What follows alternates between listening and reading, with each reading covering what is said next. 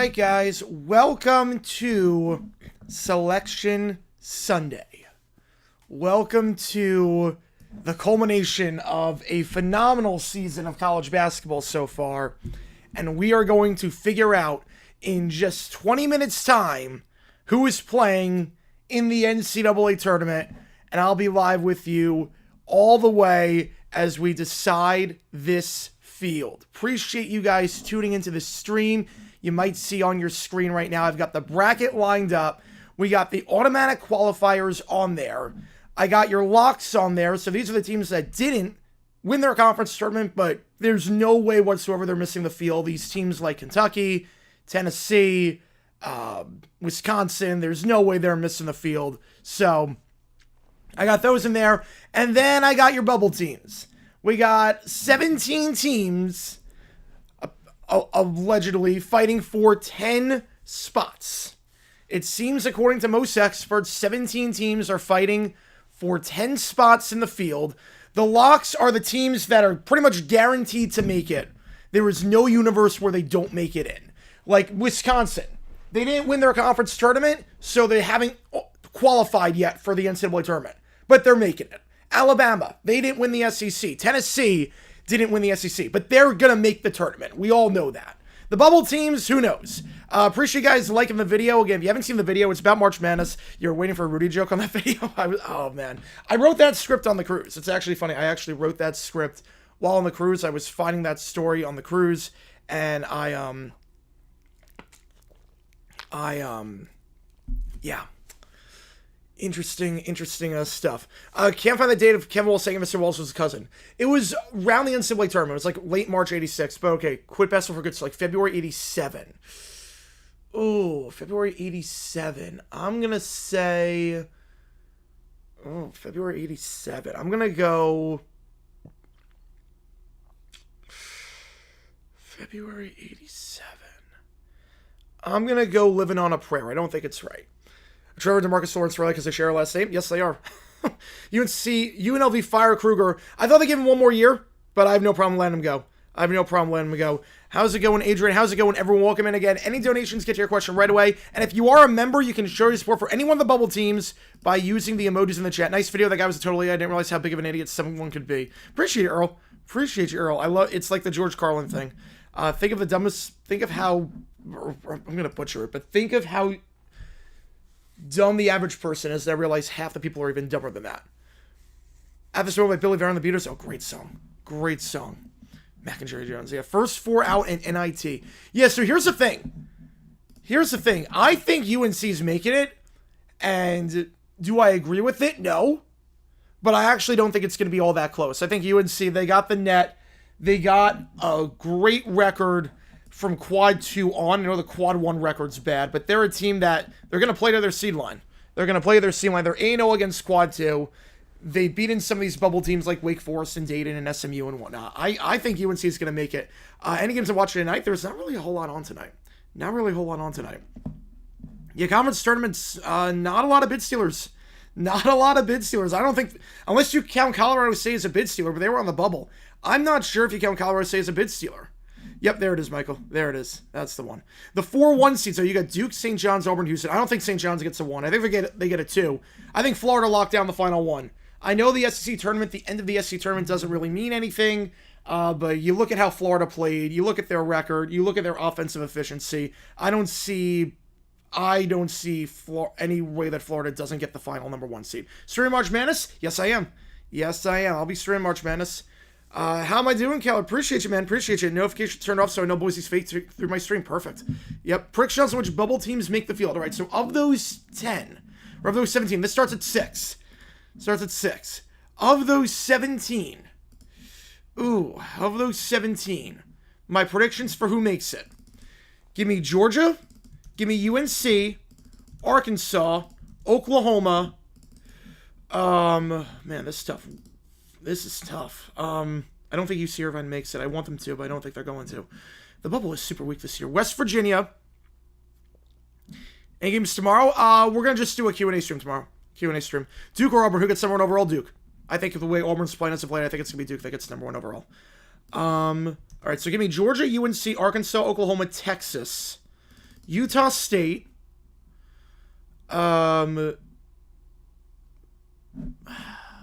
Give me...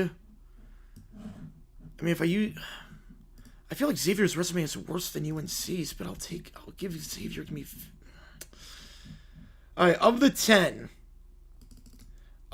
my prediction, am I streaming the Moon's bracket later? I'm not streaming that one later.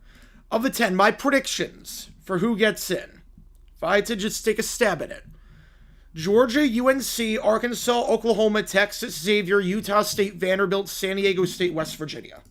It's not who I want. I want UC Irvine in there. I don't think it's going to happen after that loss last night. I don't think it's going to happen. Bush look at quad wins. They absolutely should. And don't worry, I got all the quad wins lined up. The thing with UNC, the thing that's going to kill UNC if they don't make it is the 1-12 record in quad one. Is Texas in or out? I think they're in. So if you aggregate the net ranking and the KenPom ranking, Texas is 41.5. The bubble line seems to be 47. So Texas should be above there. They got 7 wins in quad one. Of all the teams right now on the bubble, that is tied with Oklahoma for the most wins in quad one. So I think Texas has enough of a thing where they're going to make it. 7-10 in quad one, is that great? Obviously not, but you have 10 wins in the first 2 quadrants. 7 wins in quad one is tied with Oklahoma for the most of any team. So I think they're going to get in. How far does Alabama State go in this? I would assume I'm assuming they're not making it past the first round. Yeah, High Point, I'm seeing everywhere's a 13. The problem is that Akron won, Yale won, San Diego won. There were no bid stealers. There were no teams that were above High Point or at the same line as High Point that ended up losing, where it could have been jumped up to a 12. There was nothing like that. So I don't think High Point is going to be a 12. I think they're pretty comfortable on the 13 line. Now the question is who they're going to play. Who do you play if you're High Point? I don't want to play Michigan. They have great rebounders. I think the thing with Michigan, they're a team that I think can beat anyone. Michigan's not getting a 1 seed. Michigan's not getting a 1. But I will say with Michigan, that is a tough team to beat. That is a tough team because they rebound the ball like no one else. Not a lot of teams have the bigs like Wolf and Golden that Michigan has. They are a team that can do some serious damage in the tournament. They could also be a one and done. Come on, went to Ohio State in shambles. Yes, see Michigan winning it all, and then or winning the Big Ten, and then Ohio State. I don't know if they're going to make the field. I don't know if they make the field. The thing is that Michigan, I don't think their seed line is going to improve a whole lot. I think they're going to stay at the 4 line because the thing with the Big Ten tournament, we've known in previous years that it means absolutely nothing. Sunday means absolutely nothing. CTBN with a tour, top 2 seed predictions per region incoming. All right, perfect, man. Perfect. Colorado State gets a 5 seed. Fact or fiction on that? Oh, there's no way Colorado State gets a 5. No way. They go from the bubble to the 5. Colorado State, heck of a run to end the year. What were they, 20-4 the final 24 games? Heck of a run. There's no way they get a 5 seed. This year's Cinderella, I'm hoping it's High Point. You know me, I'm hoping it's High Point. High Point Purdue, I would take that. I would take High Point Purdue. I'm just happy we're in. I'm happy we're in. Maryland's going to be a tough out.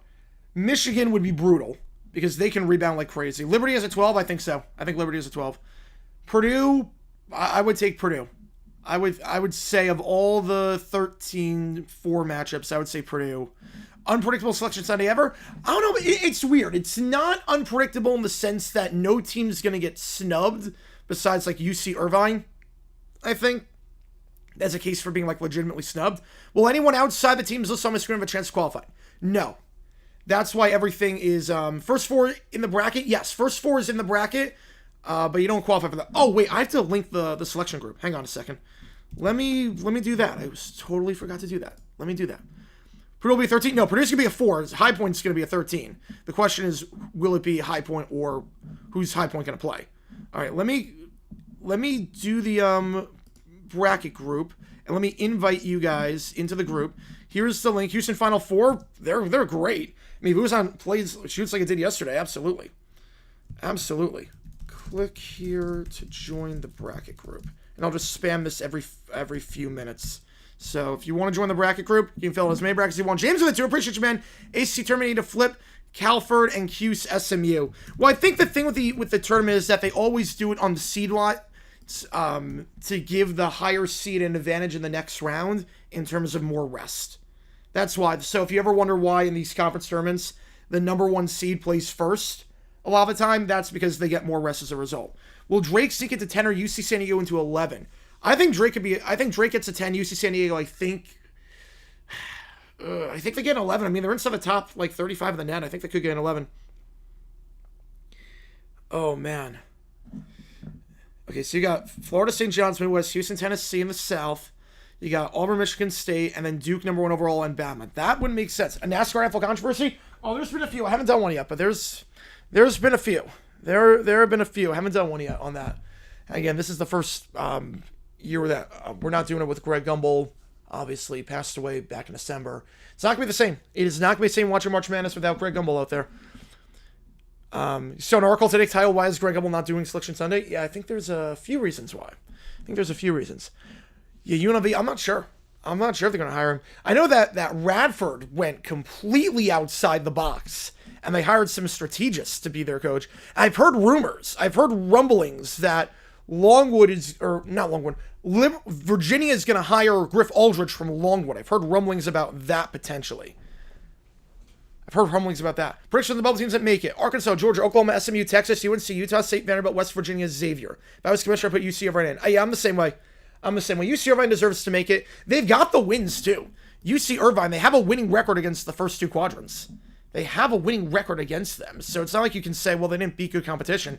They are 4-3 against the top 2 quadrants, which a lot of teams don't boast a winning record. SMU has no wins against quad 1. UC Irvine has a win. I mean, there are some things in UC Irvine's favor here with that. UFC will hold stuff on Netflix? I don't think so. I don't think they will, because a lot of people have Netflix. Is there a chance only 2 Mountain West teams make it? I would be very surprised. New Mexico's in. Colorado State's the automatic qualifier. I'd be very surprised if only 2 teams make it. We could see just 3, anywhere from 3 to 5. UC Irvine gets relegated to CBI. Oh, fiction on that. Usually, if you're on the bubble, you're not going to the CBI.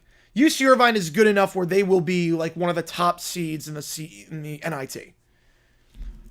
Like teams like UC Irvine, I think San Francisco's another one. SEC have 12 or 13? I think they're going to have 13. Can Aaron just quit filling around sound with the zeros already? Oh, I need for the memes for Tree. Needing the memes for Tree. Oh, let's see. A vid on the NASCAR NFL controversy? Maybe at some point.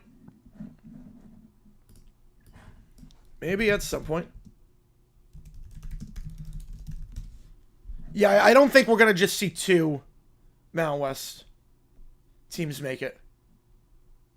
I think we're going to see just 2 Mountain West teams make it. I'd be very, very surprised. So Quadrant 1, so for those how the quadrants work, how it works, if you beat a team ranked inside the top 30 in the net rankings at home, that counts as a Quadrant 1 win. So it's not like that. A neutral win against a team inside the top 50 counts as a Quad 1 win, and a top 75 win against a team on the road counts as a Quad 1 win. So that's how it works. Houston, Duke, Bama. Oh, I don't think Bama's a 1. I'd be very surprised if Bama isn't a 1. No, Memphis is an automatic qualifier. Memphis is in. Memphis is in the field. They won the American. They're in. Yeah, I think Utah State, they get in the main field. I think so. UC could be like 2015 Tulsa where only one bracketologist picked them in. They end up in the real bracket. I hope so. Who underperforms their seed? I think Kansas. If they get like a 7 seed, I think they underperform. Thoughts on Peter Watson's comment about the fans chanting Fire Nico during Mavs free throws? I didn't see what he said, but I have no problem chanting Fire Nico. He gutted that team to the point where they might have to forfeit games. Like, he gutted that team. That was a horrible trade. It looked bad. The star looks bad. It looks even worse now. It's a horrible move. They alienated that fan base completely. Yeah, so again, automatic qualifiers, the AQ list, that's every team that won their conference tournament that is guaranteed to make it. The locks are the teams that didn't win their conference tournament that are pretty much guaranteed to make it. There is no universe where they don't make it in. It's almost like in college football, we all knew Ohio State was making it into the tournament, even though Oregon won the conference. UNC get in? I think they do. See you after the bracket. All good Horizons. All good. How am I doing a watch party? Yes, they are. The queue is filling up right now. Last check out Maryland, High Point, and Providence. I saw A&M in one of the matchups. I saw Maryland. I've seen Purdue. I've seen a lot of stuff. All I pretty confident on is that they're going to get a 13 seed. That's all I'm confident. Overperform their seed. Hopefully High Point. Hopefully High Point. Hopefully High Point. Overperform. I think Michigan potentially with their rebounding. Stream plans after March Madness outside the UFL. Baseball. A lot of baseball. We're going to be doing at least like 300 baseball games this year. He criticized fans for chanting and basically told them to shut up and cheer. Yeah, you can't do that. You can't do that.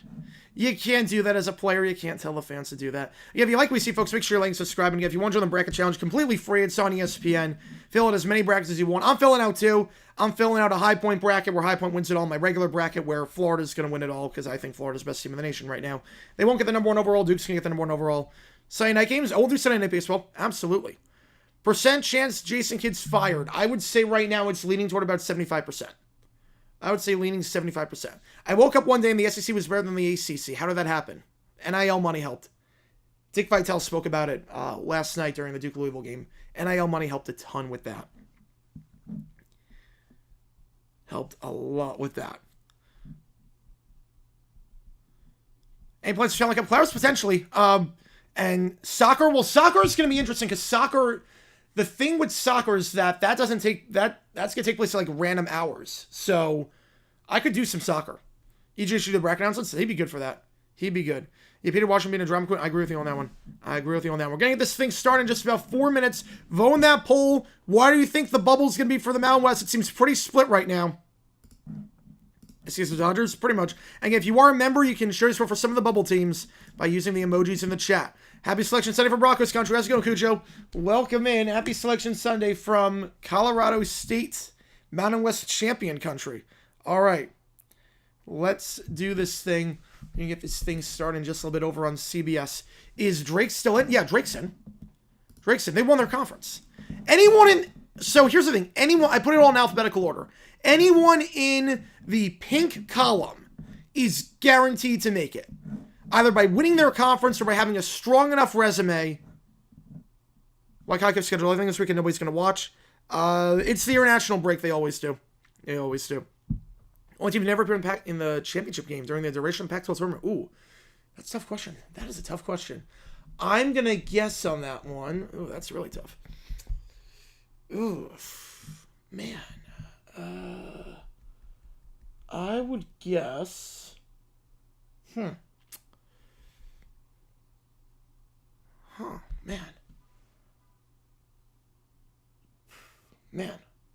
I would guess Stanford, but I'm probably wrong on that. I'm probably guess Stanford. Oh, Delaware? No, Delaware's not in. No, Delaware, no chance. They have a losing record. That was one big conference. Delaware's not in. How's it going, Lou? Welcome to the chat. Pizza's on the way. Happy Selection from Philly. Hoping the Super Bowl champion Eagles. Sorry, couldn't resist. All good, man. All good. Yeah, they could clean house. NBA and March Madness break? No, I cannot.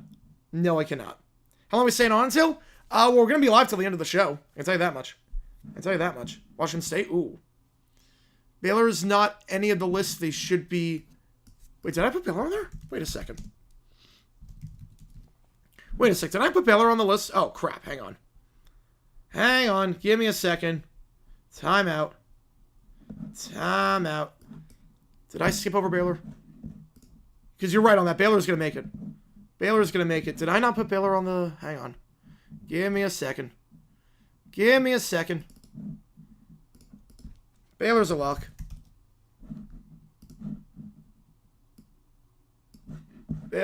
Hang on a second. You're right on that one. Vanny, yeah, I think they're going to make it.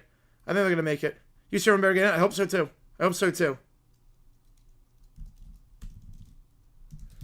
Baylor's a lock. I don't know why they weren't on there, but Baylor will be in. There's no doubt about that. So did I... Okay, wait, hang on. Do I need to readjust this set? Hang on, give me a second then. 1, 2, 3, 4, 5, 6, 7, 8, 9, 10, 11, 12, 13, 14, 15, 16, 17, 18, 19, 20, 21, 22, 23, 4, 5, 6, 7. Okay, never mind. There's 28. So fighting for 9 spots. Hang on. Yep, but pass over Baylor. Ooh, do you want to say I have my car paid off now? That's awesome, man. That's awesome. All right, so they're fighting for 9 spots on the bubble. All right. Yeah, I was going to say, something didn't seem right. Yeah, Baylor's in. Thanks for pointing that out. I I might have just skipped over them. I think I just skipped over them, but they're in. They're in for sure. They're in. Fill the bracket for the playing round? No. The playing round doesn't count toward the bracket.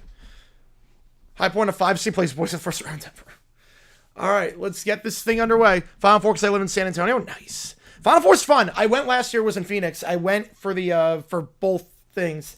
It's fun. I will say the fan experience, like at the convention center, not great. I will say if you're expecting a lot of the fan experience, it's very weird. It's just a mishmash of a bunch of different stuff. Number one for each region. I'm going to guess Duke, Houston. Duke's number one overall. Houston, Auburn, and Florida is my guess. All right. All right, we're doing a tribute to Greg Gumbel, which is awesome. Well deserved. Man, just seeing his face one more time. Just seeing his face one more time on there. Man. I appreciate all you guys tuning in. Man, the selection side is not going to be the same. March Madness is not going to be the same without Gumbel. It's funny, all the NFL games I watch with Gumbel and everything, I associate him the most with March Madness. And, man, gone way too soon. TCU wins March Madness? I think UConn's going to win this year. No, it's not either. All right, I'm going to close the poll here. Let's see what happens. Let's see. Let's do this. Yeah, I think you're taking the fact ETSU called a press conference after exhibiting with High Point last October a bit too seriously. Oh, man. So many announcements? Well, usually it's right away, but I think after the Gumbel tribute, they might wait a little bit. But usually how it goes is they will do the top left first, then the top right, the bottom left. So that's how it's usually organized. Top left, top right, bottom left, bottom right is how they'll go. Brackets are set. Let's do this, man. Let's do this. LSU is definitely not ranked number one. Well, if NCAA lost in 83 to Houston, Houston goes down as one of the best teams ever. If the leak is true, unfair to High Point, competition should have to play a true road game. Oh, I didn't see any leaks. My brackets label bottom right, bottom left, rather than mid east west, because we don't know the names of the regions yet. I'm gonna update that. I'm gonna update the names of the regions. We don't know because the names of the regions are not revealed until that day, or until the bracket happens. Florida best team in the country, flag is 100%. Yep. So that's just how it's organized right now. But don't worry, it's going to change when they announce the names of that. But this is just to organize everything here. We assume Duke will be one overall, and that'll be the first team announced whenever they do this thing. And here we go. Let's fill out some brackets, baby. Let's fill out some freaking fracking brackets. I don't think Cincy's on the bubble. Do I see High Point in there? I see High Point. Yep, I see the Q Dome. I saw the Q Dome. It's the second from the top. Second top one. Auburn. Auburn's number one. Whoa. Auburn is number one. Despite losing 3 of their last 4. Auburn will be the number 1 overall seed. Not Duke. Auburn's going to be 1 overall. We figure Duke will be the number 2 overall. And they're going to play Alabama State, St. Francis, whoever wins that first 4 matchup. St. Francis coming into this with a losing record before the NEC tournament. Came off with that crazy win on the road against Central Connecticut State to win the NEC. They're going to Dayton alongside Alabama State, champions of the SWAC. The 8th seed, Louisville is an 8. Oh, man, but the job that Pat Kelsey has done, I think that's very underseeded for Louisville. I thought for sure they would be in the top 7, maybe even 6 potentially. 8 seed, and they're going to play in Lexington too. They could get a huge potential home court advantage as Creighton's going to be the 9. Louisville-Creighton, that's a great matchup. Kalkbrenner down low on Louisville. Oh, man. That's going to be great. Whew. Louisville might have a home court advantage potentially if it goes to round of 32. Michigan is the 5 seed. So, again, we assume that it meant nothing. We assume that winning the Big Ten tournament means absolutely nothing on the bracket side by that point. But, again, a lot of big guys down low. They got. This is a stack region so far. This is stack Michigan. Do we get a bubble team here? We do now. We got UC San Diego, 30-4. The Tritons in for the first time ever. The Tritons at 30-4 taking on the Big Ten champions. Oh, man, that seems brutal for San Diego as a 12 seed to take the Big Ten champions on the first week at 30-4 with some quad one wins. That is Texas A&M. All right, do not be High Point. This region is too stacked. Do not be High Point. Do not be High Point. This is not where I want to see High Point. This is not where I want to see High Point. Do not be High Point here. Do not. Okay, thank God it's CL. Okay, thank God. That region's too stacked. This region's way too stacked. Oh, man, we're starting with a bang. Thank God. Well, there's two Denver sites. There's two Denver sites. So you could still be Denver. There's still 2 matches to go. But Yale, winners of the Ivy League. This is a very good region so far. This is a very good region. All right, Ole Miss is the 6th seed, going up to Milwaukee. Man. And they're going to take San Diego State, North Carolina. So there's 2 bubble teams decided. SDSU and UNC, a first 4 game. UNC is in despite a 1-12 record in quad one. I had a feeling they were going to make the tournament. And North Carolina is going to be in. San Diego State also in, so take them off the bubble with a 8-8 record in the first 2 quadrants. So that's 2 bubble teams gone. Iowa State as the 3 seed, 24-9 record. And who will they play as a 14? Is the question. Lipscomb, champions of the A-Sun after being North Alabama last week. Number 1 seed in the A-Sun. Marquette getting a 7th seed. I'm going to eliminate all the teams on the AQ and the locks in the bubble list at the end of this region. New Mexico, winners of the Mountain West regular season as the 10. So we got 2 Mountain West teams that right now we're guaranteed to get a 3rd. How many more will we get is the question. Now, who's going to be this 2 seed? This is the 8 overall. Michigan State as the 2, the 8th overall seed here. I must say, the bottom half of this region's not that bad. The top half is stacked. The top half is stacked. And as the 15 seed, Michigan State is going to be taking on, will be facing, waiting for it, Bryant. Winners of the America East. All right. Man. This is a crazy region at the top half. The top half is nuts. High Point not getting a Denver site? No, they can still get one. High Point can still get a Denver site. There's two. This is the bottom half is not great, but the top half is stacked. Okay, favorite in the South. Let's do this. Who's the favorite in the South? Who do you got? I'm just going to put the top 4 teams in there, just because you can only put 4 in there. Auburn, Michigan State, Iowa State. I feel so bad for San Diego. You get 30. The next commercial break is going to be the next specs.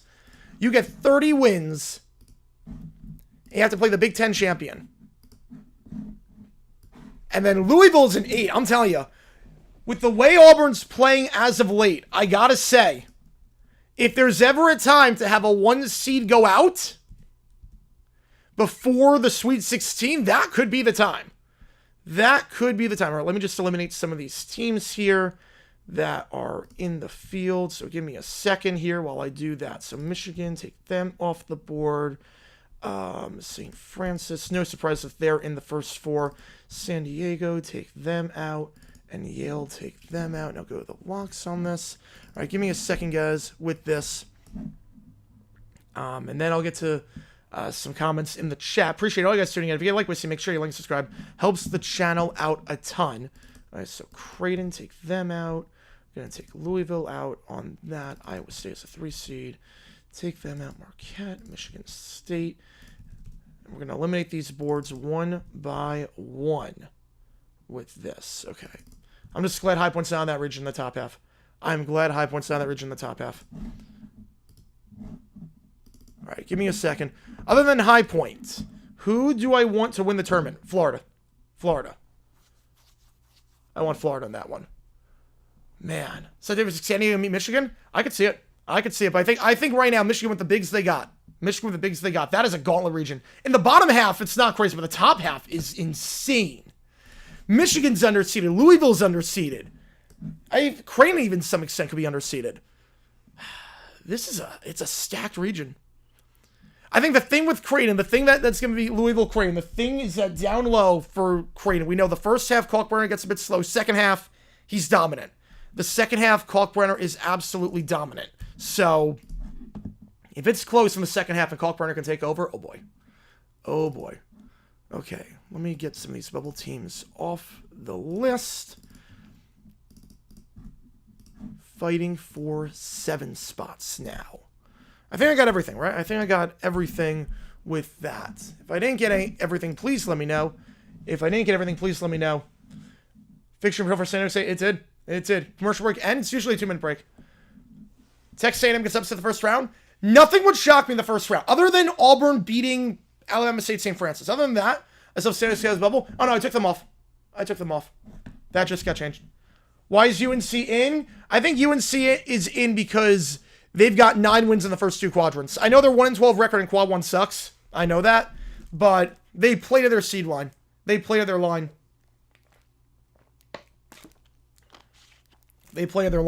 But nothing... Oh, wait. Remove Ole Miss. Yep. There we go. Appreciate it. If there's anything else I'm missing, let me know. It's just to keep track of everything. Other than the obvious one of Auburn winning their first round game, literally nothing in the top half of that region would shock me. Nothing would shock me. If Kalkbrenner gets going, Creighton could make a run. If Auburn plays like they did, Louisville could make a run. Michigan, with their bigs, the way they rebound. I'm telling you, down low, I really want to see Sweet 16. I don't think it's going to happen, but I really want to see in the Sweet 16, Michigan, Creighton, Kalkbrenner on Golden down low. Oh my goodness. That will be a battle for the ages. Kalkbrenner versus Golden down low, if that's a Sweet 16. Oh boy. We got 180 people in the chat right now. Appreciate you guys tuning in. If you like what you see, folks, make sure you like and subscribe. Helps the channel out a ton. It's March, baby. Well, the inventory is sold out. You're going to see all these ads over and over again. Anyone on Flag will be back? He should be back for the tournament. He was in shoot-around. He was fine in shoot-around. So we got 7 teams now fighting on the bubble. All right, I think we're going to get back underway for the top right region. Let's do this thing. Top right region. We're going to go over to the east, where we assume Duke will be a number 1 seed. It'll be the number 2 overall. We're assuming that. And to the surprise of no one, Duke gets a top 2 seed overall. Thought there would be a 1 after doubling down on the ACC. A great season there. We'll see a Flag, how healthy it's going to be. Obviously, they dealt with some injuries, but they are a great team. They're going to go to Raleigh. Having the home court advantage there, they're going to have a huge contingency in Raleigh. They don't have to travel that far. 16 seed, it's going to be a playing game between American and Mount St. Mary's. We'll just do MSM on that one. Do MSM. All right, so Duke will play a play-in winner. Mississippi State is the 8th seed. Again, no surprise it's there in the field with their 21-12 record in the SEC. We figure at least 12 teams in the SEC are going to be in. Mississippi State as the 8. They will take on as the number 9 seed Baylor. Baylor as the 9. Comfortably in the field with their 19-14 record. Comfortably in. Oregon as a 5, playing in Seattle. Winners of the Big Ten in the regular season. The 12 seed, will this be one of the dating games? It will be Liberty. So the champions of CUSA with a 28-6 record. We figure also Grand Canyon could be a very dangerous 12 if they get on the 12 line. But Liberty will be playing in Oregon, or in Seattle, I should say. This could be where we see high point potentially. 4th seed. Arizona. Oh my God. Please. Please. I would take this. I would take this. Come on. Oh, it's Akron. I would have taken that. I need another reason to hate Arizona. Oh, I would have taken that. I would have taken that region. I would have taken Arizona. You shut down Love, you shut down that team. You shut down Love, you shut down that team. I would have taken that. BYU is a 6, playing in Denver. Yeah, so now there's no chance High Point plays in Denver. No chance, because they're not going to be a 14. There's no way High Point's going to be a 14. Or an 11, so. But could this be one of the bubble teams on the 11 line? Let's see. Whose bubble's going to pop here? VCU. No, it's not. It's not. It's the champions of the A-10. We figure the A-10 this year is a 1-bid league. Dayton is on the bubble, according to Lenardi, but I'd be very surprised. They're like on the outside of the bubble. I'd be very surprised. VCU winning the A-10 today. They are going to be the 11th seed. BYU against VCU in Denver. The 3 seed in this region is going to be Wisconsin. Wisconsin just lost the Big Ten championship. You can see that the players are not even remotely happy after losing that game. That was a big choke job at the very end of that game for the Badgers.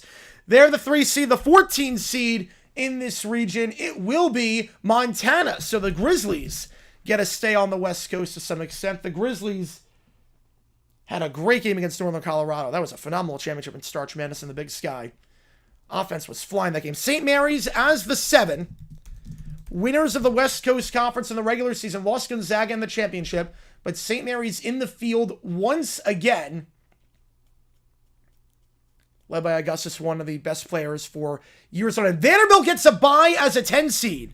Vanderbilt gets a bye as a 10 seed. Vanderbilt, 48 in the net rankings. They have 8 wins against quad 1 and 2, 8 and 12 against the top 2 quadrants. They beaten multiple ranked teams this year. They beat Tennessee, number 6 in the nation. They beat a ranked Ole Miss team, a ranked A&M team on the road, and they beat Missouri ranked. So it'll be 4 ranked teams. It's going to be a tough out here. And Alabama as the 2.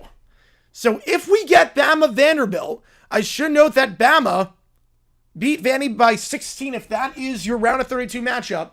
But Alabama as the 2 seed, number 7 overall, Robert Morris will be the 15 seed. So the fact that Bama's 2 bodes very well for Florida. Bodes very well for Florida as a number 1. Bama being a 2 should all but clinch a spot for Florida as a number 1 seed. But Vanderbilt comfortably in, a ton of ranked wins and a ton of games that were awfully close. That could be a dangerous team. Vandy, Bama in the second round, potentially. Potentially on that one. We got over 200 people in the chat right now. Appreciate you guys tuning in. What potential location Kai play in now? It can't be Denver, but they can play anywhere. They can play right. Marco with the 5er. Colin Carroll wants to say he loves upsets first week. Once the second weekend starts, get the Cinderellas out for the ratings. I get it. No, I get it. Because the ratings go down once more Cinderellas are in, once more brackets are busted, because more people stop paying attention. And sometimes the Cinderellas, when they lay an egg, like we saw St. Peter's in the Elite 8, oh, they lay an egg. All right, yeah, probably going to Providence, which I'd probably not go to that one then. All right, favorite in the South. Let's see. Favorite in the South. Going to put up this poll. Vote on that poll. Who you think favorite in the South, and just from the top 4 teams in there. We got a 5er from MKI. Appreciate you a ton on that one. I think this is a pretty weak region on paper. I think Duke should be pretty happy with this draw. I'm bummed that Florida, they're not the 13. And we got the 5. The civil line Louisville, but United States this year is that fans still get to go in state to watch them play in the first round. Yeah, but I think it's unfair to Auburn. I think it's very unfair to Auburn that if the seed lines hold, Auburn is going to get, as a number 1 seed, home court disadvantage in the round of 32. I think that is grossly unfair to Auburn, that they are going to they're going to have to face a road crowd in the round of 32. Now, again, I don't think Kentucky would play in Lexington. I'm not even sure that's allowed. All right, so let me get these AQs out. So we got Duke out here, just eliminating some of these teams. Liberty is out. We do have the Liberty emoji. We do have Liberty Bibberty in there. We got Montana out. So so what this all means, by the way, to the surprise of a lot of people, SIUE is in the main field. To the surprise of a lot of people, SIUE in their first appearance ever. SIUE is in the main field. The Dayton teams have been decided for the automatic qualifiers. So SIUE is going to be in the main field here, which I'm not sure how many people saw coming, but SIUE will be in the main field. They'll probably be a 16 seed, but they will not have to play in Dayton. They are in the main field. Season 2, I'm not coming to Denver. I'm not coming to Denver. That would have been an easy flight with an airline. Wouldn't even have to pack anything. I literally would have just flown in that day and would have come out that night. Yeah, I don't think Wisconsin. I'm not sure about Wisconsin in that region. I'm not sure about them. This could be a sneaky one for Vandy to make the Sweet 16. They got the wins in Quad 1. They've come close in a few games. I could see Vandy being a sneaky pick here. I see Vandy being a very sneaky pick to not just win a first round game, but make a decent run if they. Well, again, Bama's gonna be tough. But let's see. Let me just get all these teams out of here. Mississippi State is out of there. St. Mary's is out. Wisconsin's out. And let me get Vanderbilt off here. Did I take Vandy off already? I took Vandy off already. Yeah, I took Vandy off already. So we got 6 spots now on the bubble. All right. I think that's everything. If I missed anything, please let me know. SU is Southern Illinois, Edwardsville. Yeah, Vandy, even though they know Alabama's going to be tough. The controversial pick is going to be? Yeah, I don't know who the controversial pick is going to be. But right now, there is still a lot of bubbles. Oh, America come off. Yep. There we go. Appreciate it. I like it doing like this.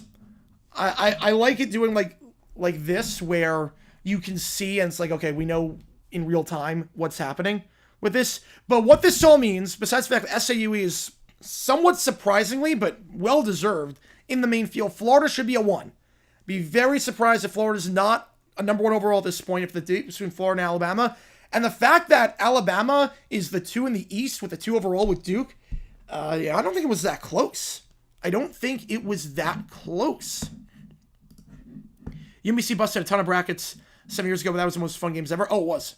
It was. High Point be a 10? No chance. No chance they're a 10. Oregon? Yep, taking Oregon off. Appreciate it. Yep, they're playing in Seattle. All right, halfway through the bracket. Halfway through this bracket. We got the South, we got the East, we got 2 more regions to decide. We figure this will be Houston. We figure this will be the West, and we figure this will be Houston as the number 3 overall, seeing as Houston swept the Big 12 in the regular season and the conference tournament. They only had 1 loss over the final 2.5 months of the season. They were absolutely dominant. How's an 11th seed the next game and not the 16th seed in the East? It's 2 different sets. So how it works is that there's 8 teams in Dayton. 4 of them are at-larges on the 11 or the 12 line. And 4 of them are automatic qualifiers. So like the 4 worst bubble teams that are in and the 4 worst automatic qualifiers that are in. We figure this will be the West region, and it will be Houston as the number 1 in that region. Again, no surprises here whatsoever. Houston, a well-deserved number 1 seed. A dominant performance, a very sharp shooting, 3-point shooting team. They can get that going. They're going to play in Wichita. Number 16, could this be SIUE in their first appearance ever? It will be SIUE. It will be SIU Edwardsville. For the first time. They're in the main field. They were in the main field. They were the first team to punch their ticket.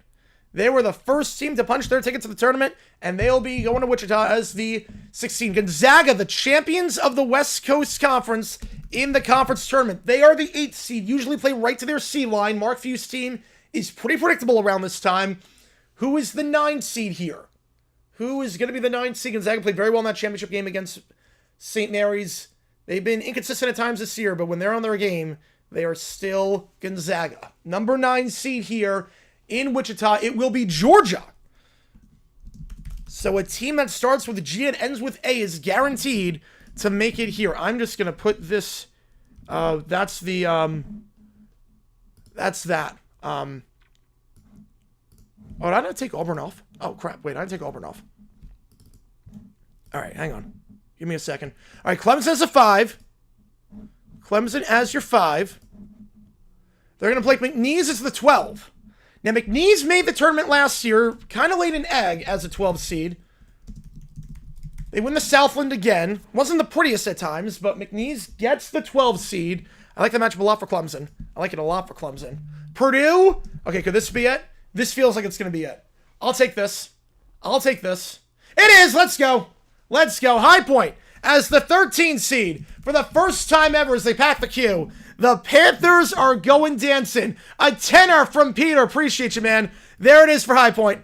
There it is. We're going dancing for the first time. There it is. I'll take it. I'll take Purdue. You know, I don't think that's a bad matchup. I don't think that's a bad matchup for High Point. Of the 4 13s, that's not a bad matchup. Now, I'm probably not going to go because it's all the way in Providence. Not a lot of flights from Arizona to Providence. I don't think it's going to happen. But, man, I'll take that. Illinois, Texas, Xavier. So 2 more bubble teams. Texas getting in the field. 39 in the net rankings. They're 10 and 15 against the top 2 quadrants.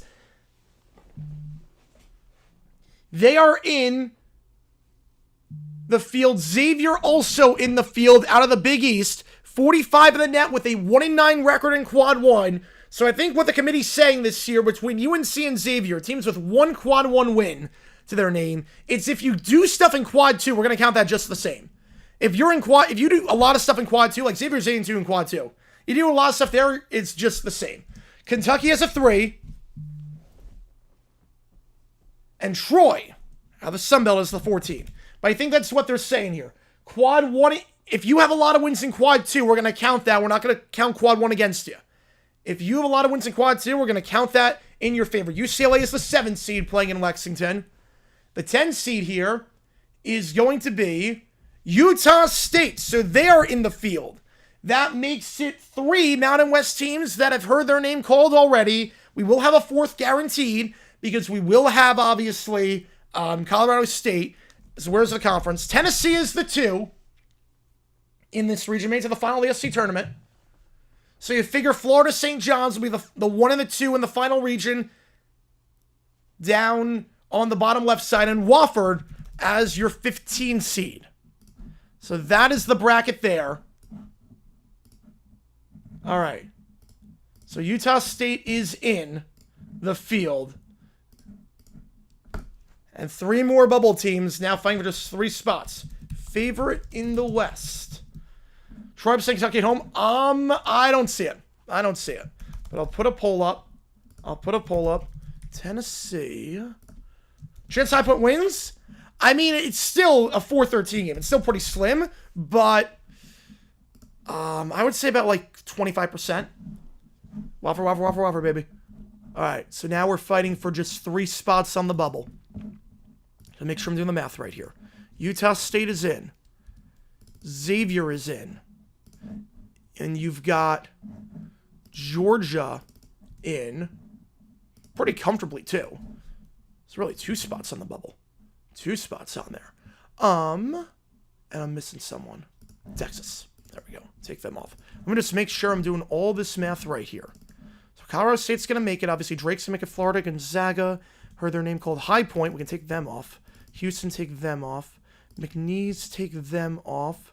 SIUE. Troy. Wofford is in. And then on the lock side, I like this region for High Point. High Point makes Sweet 16. Oh, I would love that. Do I think it's going to happen? I don't think so, but I would love that, man. I would love that. Purdue, Tennessee. Let me just make sure I'm doing the math right here. 1, 2, 3, 4, 5, 6, 7, 8, 9, 10, 11, 12, 13. No, that can't be right. I'm missing someone. NCAA tournament, UFL, if they're on the same time. We're going to do simulcast. Okay, hang on. Am I doing any math right? Is there any team that I did not take off? UCLA needs to take off. Can I take off UCLA? Is there any team that I did not take off here? Any team that I missed? I got UCLA. Okay, so we're looking at here. Colorado State's in. Drake, Florida, Grand Canyon, Memphis, Norfolk State, Omaha, St. John's, UNCW. That's 7. 8, 9, 10, 11, 12, 13, 14. Yep, there's 2. All right. Because we got the at-larges for Dayton in. Oh, Illinois, hang on. I got to take Illinois. Yep, appreciate it. Thank you. All right, yep, we got 2 more spots left. There we go. That makes sense. All right, yep. There we go. Illinois still unlocks us. There we go. How's it go, Manny? Purdue all the way since they're the only 9 team. All good, man. All good. Yep, Illinois, we're taking them off. All right. So we got 2 bubble teams left. So everyone in the pink column's in. We know they're going to be in this region. We figure Florida the 1, St. John's the 2 in this region. The bottom left, don't know what the name of it's going to be, but maybe Southeast, whatever the name is going to be. Not sure yet, but we got 2 teams in this blue region to decide here. Arkansas, who played very well at the very end of the season. I think Arkansas is going to be in. I think Arkansas will be in. Of the teams left, Arkansas has the highest aggregate between the net and the KenPom at 40. Ohio State has a net KenPom aggregate of 40. Oklahoma 40.5. For those wondering, let me just show you really quickly in terms of the aggregate between the net and the KenPom. And West Virginia has been talked about being in the field. Again, these two teams that are left are buys. These two teams that are going to be left in the field, they're going to be 10 and 11. They're going to be buys. They're going to be buy teams. They avoided Dayton. So you figure this bodes very well for Arkansas. I don't know if Oklahoma or West Virginia is getting the final spot. I don't know. I feel like it's between those two schools. I don't think Boise's in. I don't think... I'd be very surprised. Midwest Florida, right? 60 man with 0. Appreciate you, man. Appreciate you. Appreciate you. I'd be very surprised if Boise avoids Dayton. Because, again, all the Dayton teams have been decided. All the Dayton teams have been decided. There is not a lot of suspense in that. All the Dayton teams have been decided. So what this means is that the top two bubble teams left are in the main field, which bodes very well for Arkansas. Now, is it going to be Oklahoma or West Virginia? I think it's going to come down to those two teams for the final spot. Florida gets the final number 1 seed. Again, no real surprises. Florida, a phenomenal offense. Went through the SEC tournament. They're going to play in Raleigh. And they'll play as a 16 seed. We figure this will be potentially Omaha or Norfolk State. And it will be Norfolk State out of the MEAC there. So we figure Omaha will be the 15 seed. As a result, I got a membership here by Freed Swide. Appreciate you a ton. As a member, you get a lot of cool perks. Same thing, join members, all Q&A streams, how you get to use emojis in the chat. Appreciate you a ton for buying a membership. Holy cow. Thank you so much. UConn, Oklahoma. So Oklahoma, there's off the bubble. And quite comfortably. And quite comfortably, I might add. This is a very weak region right now for Florida. This is very good for them to make it to the Sweet 16. 5 seed Memphis playing in Seattle. So Oklahoma again in the field with their 43 net. They played Florida earlier this year, lost by 22. UConn's not what they once were. And Colorado State as the qualifier in the Mountain West, winning it all. They are the 12. We figure Arkansas, because of this, as a 10 or an 11. We figure that... I think UC Irvine's the end of the road for them, unfortunately. Maryland is the 4.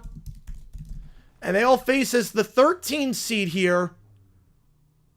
Ooh, could this be... I don't think it's going to be Drake. I think Drake's too early. I think it's probably going to be UNCW. It's going to be UNCW at this point.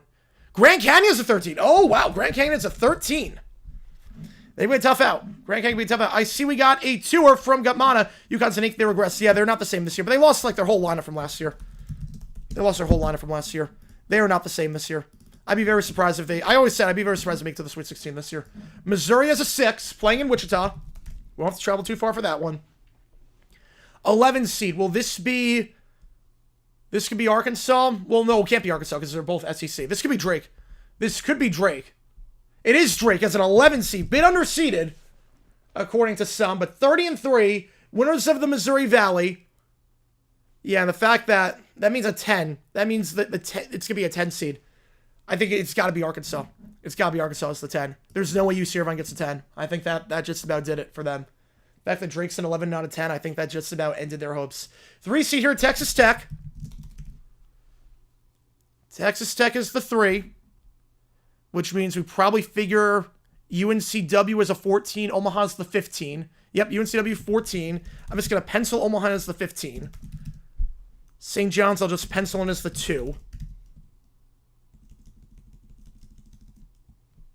I mean, Kansas would be a 7, right? Kansas would be the 7th seed. They are not playing good basketball as of late. Kansas really struggling as of late. They're going to take on, in this one,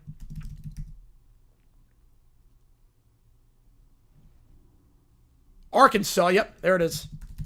The Battle of the Kansases. And then St. John's against Omaha for your 2-15 game. Called it, yep. As soon as I saw that Dane's been decided, it was like, yep. So it's the end of the road for UC Irvine. I'll put a poll up and vote on this poll. Favorite in the Midwest. Favorite in the Midwest. Put this poll up here. And count with the tour. Let's see. UK overseeded while Louisville underseeded. I would agree with you on that one. I would agree with you on that one. I think Louisville is an 8. I thought they'd be at least a 6 or a 7. I am very surprised with that. SC bias is real. A lot of quad. I think what the committee showed this year is that as long as you got quad 2 wins, we can excuse your bad play in quad 1. I think that's what they said this year. If you got good wins in quad 2, we can excuse your quad 1 things. All right, we got a tour here. Frides we da. Gani idio. All right, Frides we da. All right, Frides. All right, there we go. Let me put that in. Let me get the pronunciation. Frides. Appreciate you a ton for buying a membership. Appreciate you a ton on that one. Frides. All right. Frides. Perfect. All right. Appreciate you a ton for buying a membership and being a fan of the channel. All right. So vote on that poll. And again, I'm Midwest and West Flip. I do. Oh, my bad. Again, click here if you want to join the bracket challenge. Completely free to play. Fill as many brackets as you want over on ESPN. Fill it as many as you want. There is no limit. I'm filling out 2. I'm filling out a high point wins it all bracket. And I'm filling out a bracket where I'm doing my main picks. Yep, change it here. So, on the bubble and out. Dayton, which again, no surprises there. Boise State. I think if they played close, they would have been in. But I think that performance was so bad yesterday that I think it was enough to keep them out. UC Irvine, it's a bummer that they're out. It's the,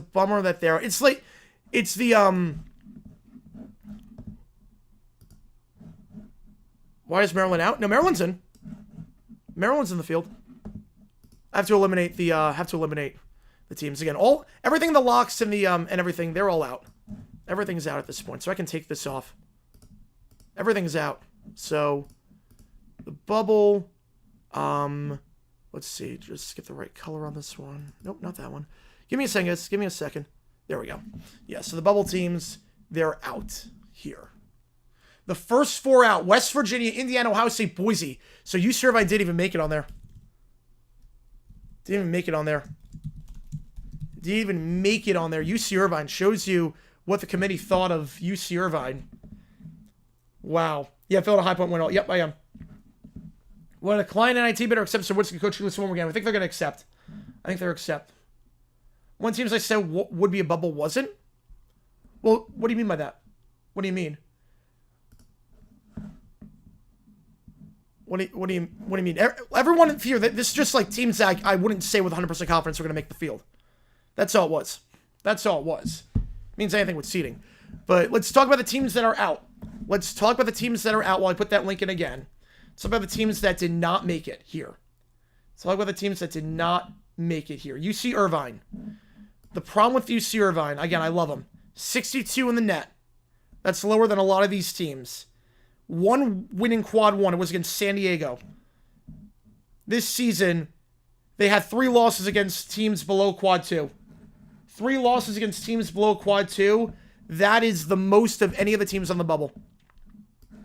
UC Irvine, they had 3 losses outside of there. A lot of these teams that were on the bubble had 1 loss, sometimes 0, maybe 2 losses. UC Irvine had 3 losses outside the top 2 quadrants, including a loss to Duquesne by 16 points, a loss to CSUN by 12 points, and they lost multiple times to UC San Diego by double digits. Again, I think UC Irvine, it's a shame that they didn't get in. I understand why. I absolutely hate it. I absolutely hate that they didn't get in because they were 28-6. I'm not sure these low majors. I'm not sure what more you can do. UNC got in because of the brand. No, I think they got it. I said they were going to get in. I think UNC got in because they had 9 wins in the top 2 quadrants. They were 8-0 in quad 2, and they only had 1 loss outside of quadrant 1. They're a team that they lost to some really, really good teams this year. I was not surprised that UNC made it. I was not surprised whatsoever that UNC made it to the field. Again, click that link if you want to do the bracket challenge. All right, I'm going to put a poll up, biggest snub. And we're going to put for the snubs, we're going to do Ohio State, West Virginia. 2 seem most likely to beat their 1 seed. Ooh. I would say...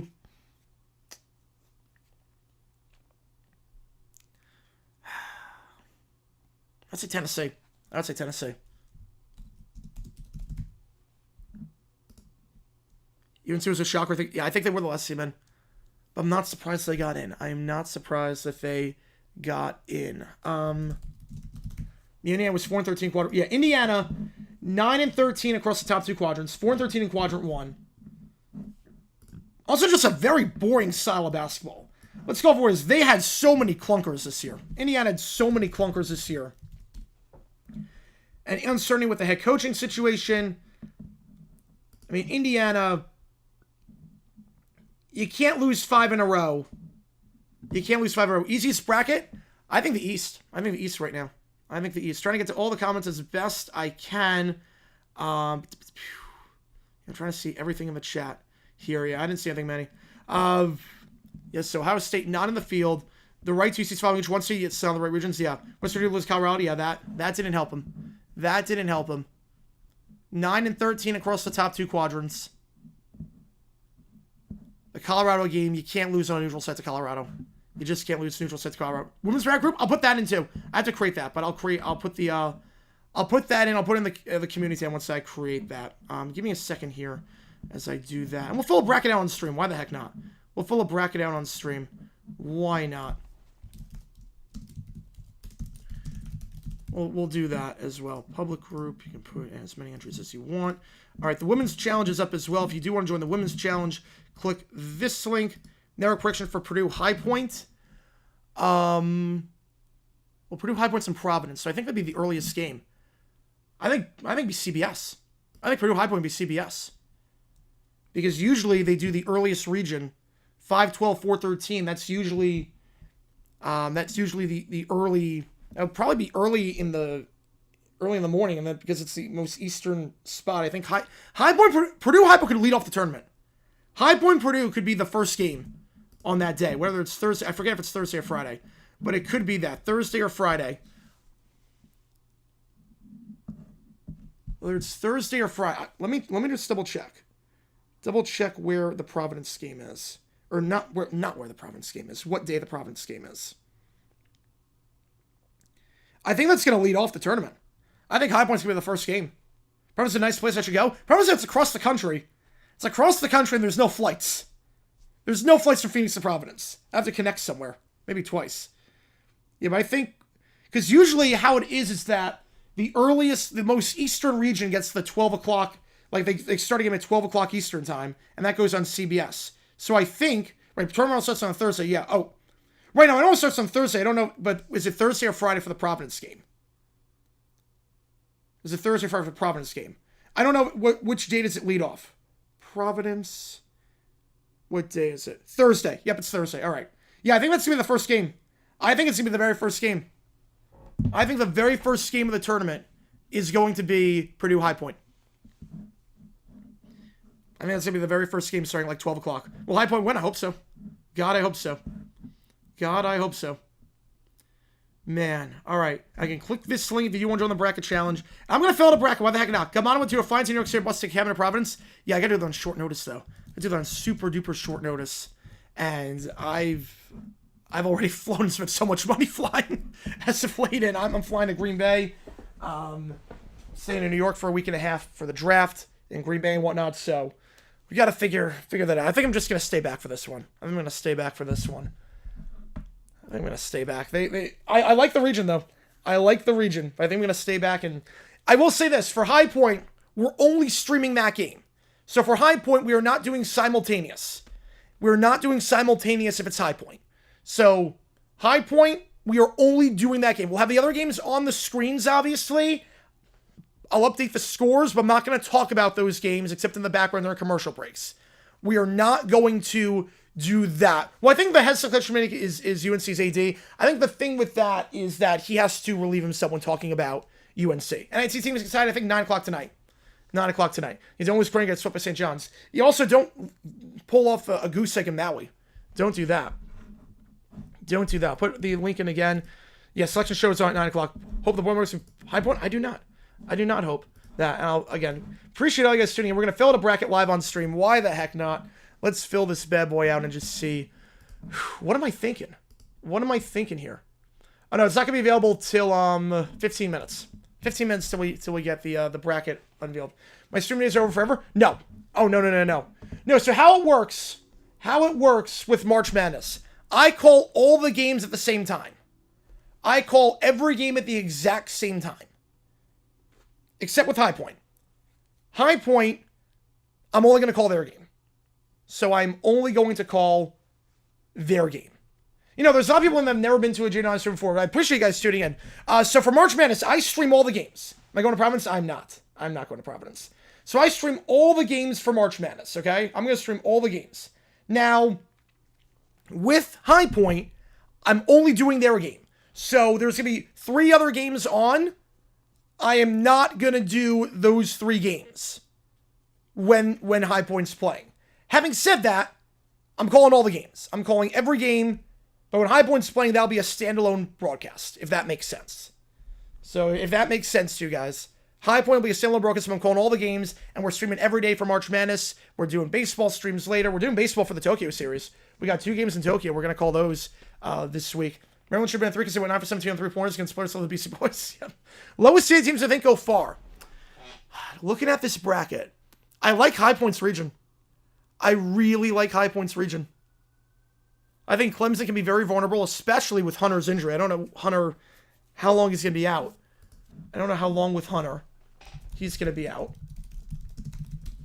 Purdue, of all the 4s, Purdue is probably the best pick to get. Down low, I mean, does Clemson have the depth? The question is that, does Clemson have the depth? I'm not sure they got a ton of depth on that team.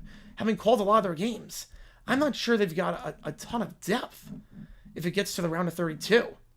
I mean, they only go like 8 deep. 7 deep. They don't go very far. And High Point goes very deep into their bench. They go 10 deep. And they can go 10 deep. High Point can go 10 deep. So, I think High Point could be poised. This is, on paper, a very good region for High Point. Not saying they're the favorite. I'm not saying they're going to win round 1. But this is, on paper, a very good region for the Panthers. On paper. On paper. Because Purdue, probably one of the weakest of the 4s. Clemson does not have the depth, necessarily. They don't go deep into their bench. And you can play with them down low. You can play with Clemson down low. High Point early Thursday? I would assume so. I would assume they got the early Thursday game. Because the Providence games. Let me just double check the Providence games. Which games are they? Let me double check. The early games here. No, I need one that says like the sites. The Indiana suck this season. I want them to be first 4, but yeah, they didn't deserve it. They did not deserve it.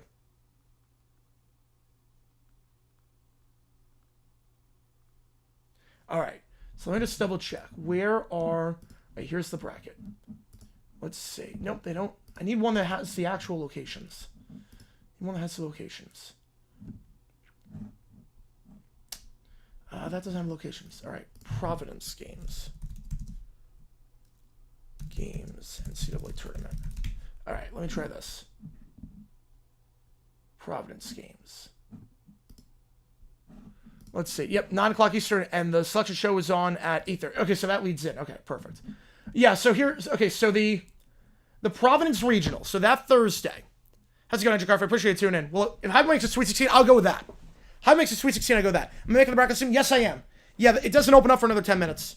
The bracket doesn't open up for another 10 minutes. So I can't do it just yet. It doesn't open up for another 10 minutes. So the games for Providence are Clemson McNeese, Purdue High Point, Kansas, Arkansas, St. John's, Omaha. So those are the games for the Providence Regional. Now, I would think the teams you want in prime time, the team, like... So the thing is that there's not any West Coast teams that don't have to be there. There's not West Coast teams that don't have to be there. How to set the playing games? It's the last 4 teams to make the tournament in the at-larges and the worst 4 automatic qualifiers. Play Raymond James, you can't play Raymond James. Right field's like 230 feet. You can't do it. You have to want it at the cheapest? Yeah. You have to want it at the cheapest. It's not bad. For 4 games, that's not bad. The very old guy recruit as well. The roster does have a lot of youth. That'll be no issue. No issue for High Point. Abukanawala can play down low. Abukanawala is pretty good down low. He will emerge next year. High Point on McNeese, or is that a toss-up? I take High Point. I take High Point in that one. I would take High Point. So the thing with this region right now, everyone in... So why I think it's going to be High Point is the opening game for the tournament is because Purdue High Point... First off, you would do 4-13 game first so that they get more rest. The 4 seed gets more rest going into the 5-12 game. It's not a lot, but it's something. The 4-13 game, Purdue High Point. Clemson McNeese 5-12. McNeese is in Central Time. Purdue High Point, that's Eastern Time. They're both Eastern Time. So of the 4 games in Providence, the only one featuring 2 teams that are on Eastern Time right now is Purdue High Point. That's why I think that'll be the first game Thursday at 12 o'clock in the afternoon. One shot moment treatment. I think Florida. Florida's going to win all. I think my pick, Florida's going to win all. All good, man. Pie. All good. Committee subbing Indiana and West Virginia. I have no problem with it. I have no problem with them subbing them. I'm disappointed that some UC Irvine. I get it. I'm not surprised by it. I think what the committee showed this year is that quad 2 wins matter just as much as quad 1. If you win quad 1, you're okay. If you win quad 2, I should say. You win in quad 2, you are more than okay to make it. Yeah, thank God that trade didn't go through. But yeah, that's why I think the earliest game, I think they are going to do any potential first round upsets. UC San Diego is an interesting one. UC San Diego is a very, very interesting one. Michigan's underseeded. I'm not sure Auburn makes it out of the first round. Not first round, second round. I'm not sure Auburn makes it out of the second round. Other upsets. Colorado State's playing red hot as of late. Memphis is a great team, but Colorado State's playing red hot as of late. I know Memphis is a bit shorthanded right now. Colorado State is playing red hot basketball right now. I like them. Auburn and Houston on round 2 upset alert. I don't see Houston on upset alert, no. Auburn I do. They're playing very poor basketball as of late. They lost 3 of their last 4. And down low, does Louisville have the guy to go against Broome? I'm not sure, but Creighton has a Kalkbrenner. The 12-5, that's interesting. Maryland could be a good team this year. Maryland. Career flag stays, I'd be very shocked. I know he loves it at Duke, but the amount of money you're losing on that second contract, it's a lot.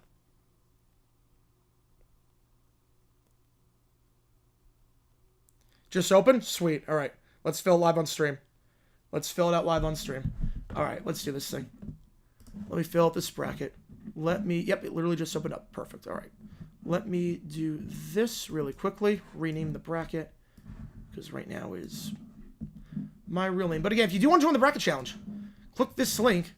And then we'll do some OT. We'll do some OT after this. So why the heck not? We'll do some OT. Why not? All right. Let's fill this bracket out, baby.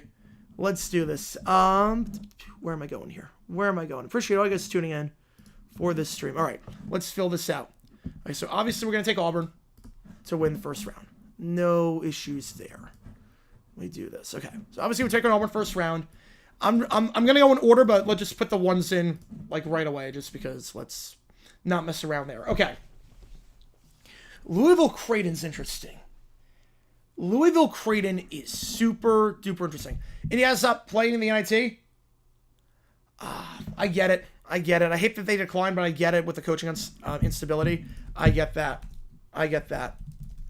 The thing with Louisville, they don't have guys down low. McNeese, yes. That's what I was saying, but I guess not. It's a bad matchup for Louisville. As an 8 seed, the problem is that down low, Kalkbrenner is so good down low. And in Louisville, they have great guard play. Louisville is great guard play, but Kalkbrenner down low. And can Ashworth shut down Edwards and every... I don't know. Louisville got screwed. Louisville got screwed by this one. Louisville got absolutely screwed by this one.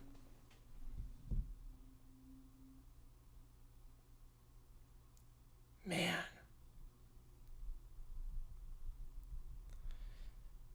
Down low, I like Kalkbrenner. I like Kalkbrenner. I love Louisville. I think Kelsey's incredible. Well, the job he's done. But that's a crap matchup for the Cardinals. With Kalkbrenner. That's a crap matchup. That's going to Kalkbrenner get like 30 points. Man. Yeah, Michigan San Diego, I love their bigs. I love Michigan's bigs, so we'll take them.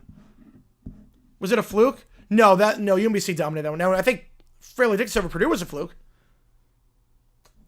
A&M Yale. A&M Yale. Yale's been good this year. Yale has been very, very good this year.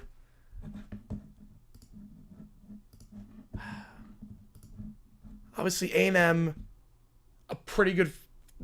They're right where we expected in terms of their... They're right where we expected there in terms of that. I did see that with Watson. The thing with Yale that's killing me... 500 record in the top two quadrants. Now, they played close. They played Purdue on the road. Was close. Proof go back down to 64. No, you can't do that. You can't go back down to 64.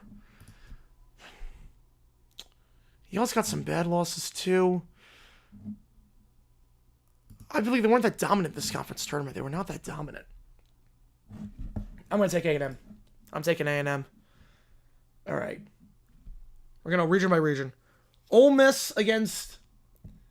Here's the thing. I really think UNC. I really think UNC. I'm going to take the winner of this game, which I think will be UNC. I'm going to take UNC to beat Ole Miss. Iowa State to beat Lipscomb. Marquette, New Mexico. Marquette, New Mexico. I like New Mexico in that one. I think I like New Mexico in that one. And then Michigan State beating Bryant. All right. Auburn, Creighton.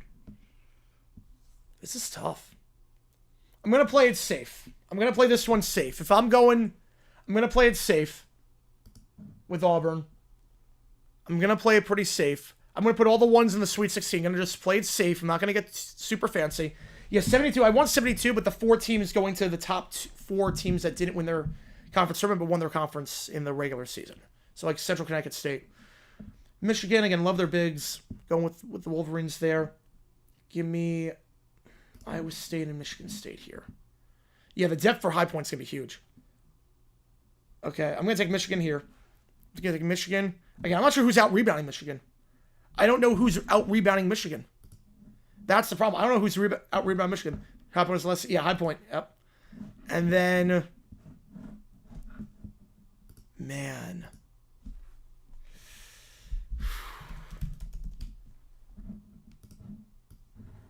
Iowa State, Michigan State.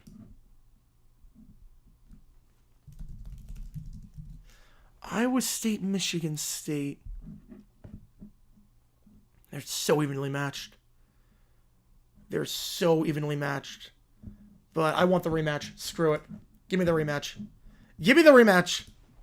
Give me the rematch. I want to see some blood. And I'm going to take Michigan.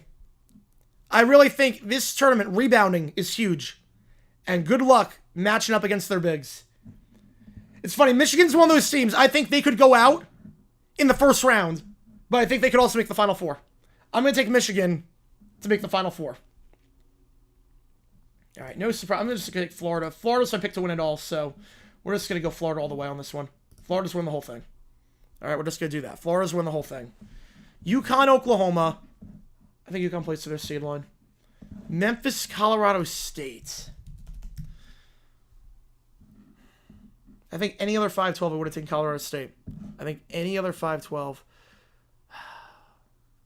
This is tough. This is tough.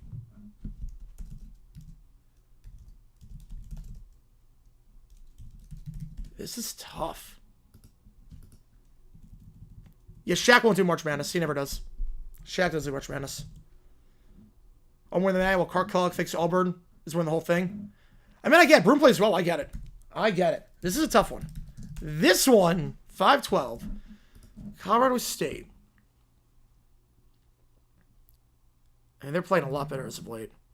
They're, ever since the first month of the season. Scrap the first month. They've been one of the best teams in the nation. It's actually funny in terms of the KenPom rankings. Colorado State's actually ahead of Memphis. They're actually favoring that game in terms of the KenPom. The Buccaneers of March Madness. This time going all the way to the elite and lose to Ohio State or Iowa State. Man,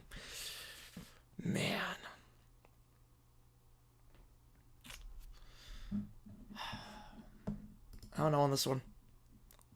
I'm gonna go Colorado State. I'm going Colorado State. I'm gonna take Colorado State. Now, Grand Canyon, they played their butts off the last two tournaments. They played their butts off. The problem is that they only have one win in the top two quadrants this year. They're 1-4 in the top two quadrants. That's it.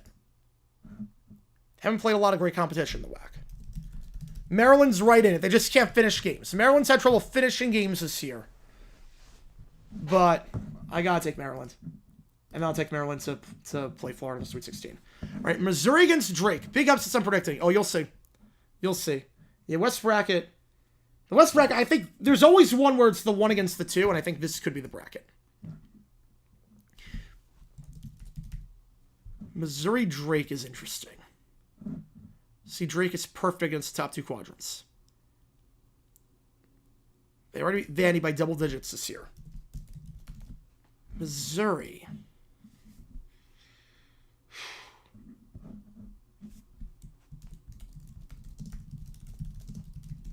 Missouri this season. I was not impressed watching Drake play, I gotta say. But Missouri's lost 4 of their last 5. Missouri's picked a bad time to play some crap basketball. But I'm going to take Missouri. I'm going to take Missouri in this one.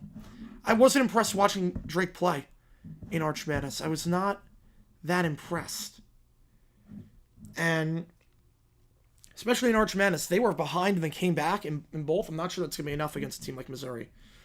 Texas Tech, I'll take them over UNCW. No issues there. And then Texas Tech.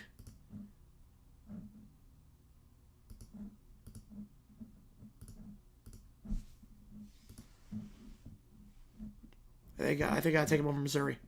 I think I gotta take Texas Tech over Missouri. Kansas, Arkansas. I'm taking Arkansas. Kansas is not playing well as of late. St. John's, give me St. John's.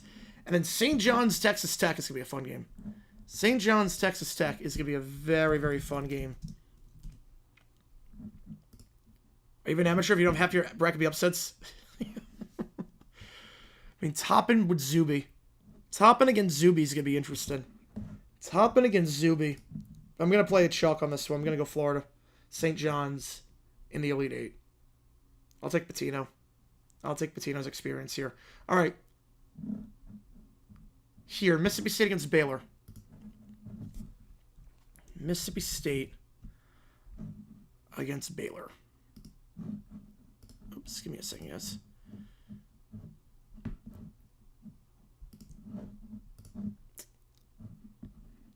I mean, Baylor has not looked good against teams in Quad 1 over the last month. Something Mississippi State. Oregon against Liberty. Look, Liberty, good team. Good team this year. Untested, though. Untested. No wins, no games in Quad 1. No games in Quad 1. Like, forget wins, no games in Quad 1. This would be a Quad 2 game for Oregon. And against Quad 2, Oregon's 8-2. So I'm going to take Oregon. Arizona, Akron. I mean, you shut down Love, you shut down that team. You shut down Love, you shut them down. But Akron, I mean, their only game in Quad 1, they lost by 20. They lost by 20. 87-68. They lost by 19 points. Losing record against the top two quadrants. I'm going to take Arizona. Then I'll take Oregon, and I'll take Duke. All right, BYU, VCU. BYU against VCU. VCU very good out of the A-10 this year. 31 in the net. That's very low for an 11 seed. That is, I mean, these teams are pretty evenly matched in terms of the net rankings.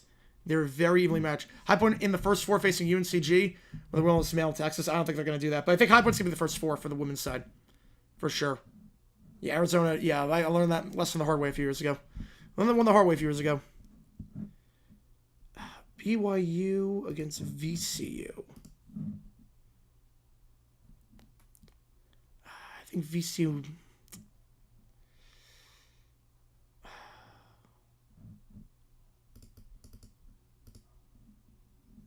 I'm going to go with BYU.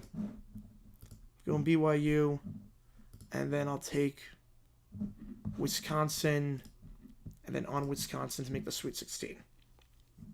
Yeah, VCU was underseeded. VCU was underseeded. It's not a good match for VCU, but they were underseeded. All right. I like Vandy in this one. Bama, and they give me Bama because they destroyed Vandy the last time they played. So give me that. Live for the girls section show? I will not be. I will not be going live for that one.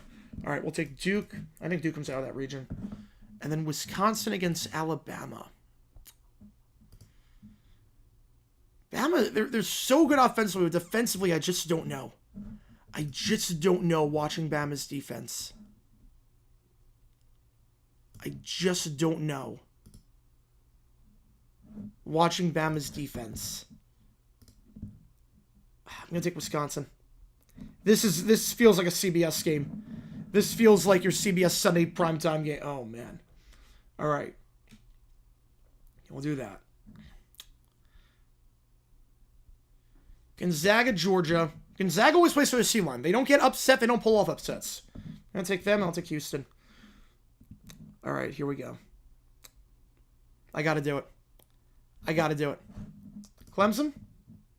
I think McNeese is a bit overrated. High Point? I'll take High Point.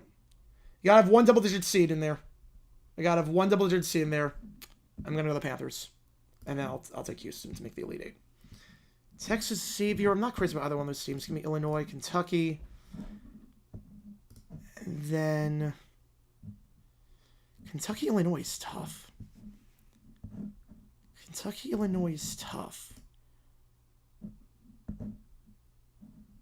How's it? Illinois losing record against Quad 1. McNeese, yes, McNeese. Right, pick the words for flip the coin. I have not. Again, I wouldn't be doing this if I didn't think High Point had the depth. But High Point can play with Purdue, and Clemson does not have a lot of depth. I think High Point can tire him out. And I'll go Kentucky. UCLA against Utah State. UCLA's been inconsistent this year. They've been inconsistent. I don't know which version we're going to get. Having said that, Utah State's lost their last 4 against Quad 1. And pretty convincingly, I might add. They've lost their last 3 against Quad 1 by double digits. So I'll take UCLA. I'll take Tennessee. And then I really like the way Tennessee plays. Inconsistent at times, but man. Oh, this bracket's so chalk. This bracket, it's way too chalky. But I get it. Is this the year that Rick Barnes and Tennessee make the Final Four? Is this the year? Is this the year? I don't know which Tennessee you get. I don't know which one you get.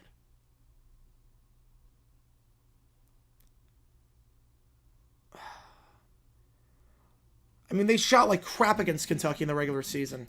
I think it was an anomaly, though. I think it was an anomaly. Tennessee. Florida Duke. Florida wins it all. 150. All right, this is my bracket. This is what I'm going with. I got Final Four of Michigan, Florida, Duke, Tennessee. Florida beats Duke. Lowest CTA ranked Final Four? I think it was an 11. That made it. How many of the Elite Eight Final Four Cinderella run? I would love that. I'm going to fill out the same bracket, but High Point wins it all. So I'm going to fill out 2 brackets in my group. And I pick bracket? Absolutely not. I'm going to fill out 2 brackets, And both will be the same exact thing, except in my real bracket, or in the other bracket, everything flips and high point goes all the way. So if you see 2 brackets in there, you can fill as many brackets as you want in the tournament challenge. How you expect the tournament? 8-0 in quad 2. 8-0 in quad 2. Not a lot of bad losses. Really no bad losses to their name outside of 1 game in quad 3. That's the committee said if you're good in quad 2, you're okay. The committee should make this guy means something because he has to recuse himself. He has to recuse himself. No, I made it to the Sweet 16. They lost to Florida that year. Right, Elite 8 was 15, St. Peter's. Right, Elite 8, St. Peter's was that. Yeah, so my Elite 8, Michigan, Michigan State, Duke, Wisconsin, Florida, St. John's, Houston, Tennessee. And then Final 4, Florida over Duke, with Tennessee and Michigan being out. And then in terms of double-digit seeds, I got High Point going to the Sweet 16. Colorado State in a 5-12 upset. I got a 4-13 upset. And I got... I think those are my only 2, 5-12, 4-15. 16-1 again? Yeah, I think so. Why did Boise miss? I think, number one, they did not play well. They did not play well yesterday. I think that was a bit of a black eye on their mark. Number 2 with Boise, you had 2 losses outside the top 2 quadrants. 8-8 record in the top 2 quadrants isn't great. It's not awful, but it's not great. I think the last 6 games against quad 1, 1-5. 1-5 with 3 of those games being blowouts. I think that was the thing. It's chalky, but this year, like, it seems like this year it's been very chalk for the most part. 12 seed, I'm seeing 5. I think it's like 25%. Yeah, so I have 1-5-12. I have 1-4-13. I got a few double-digit seeds making it. This is what I'm going with in my gut. I'm going to ride with it. I'm riding with this bad boy. Oh, God. Okay, we're not going to fill that out. We're gonna go back to the regular scene, which obviously I'm not filling this out. I'm not doxing myself on there. We're not doing that. Hang on. I will fill this out right now, but I will not be filling it out on screen for obvious reasons. Jeez, I did not expect that.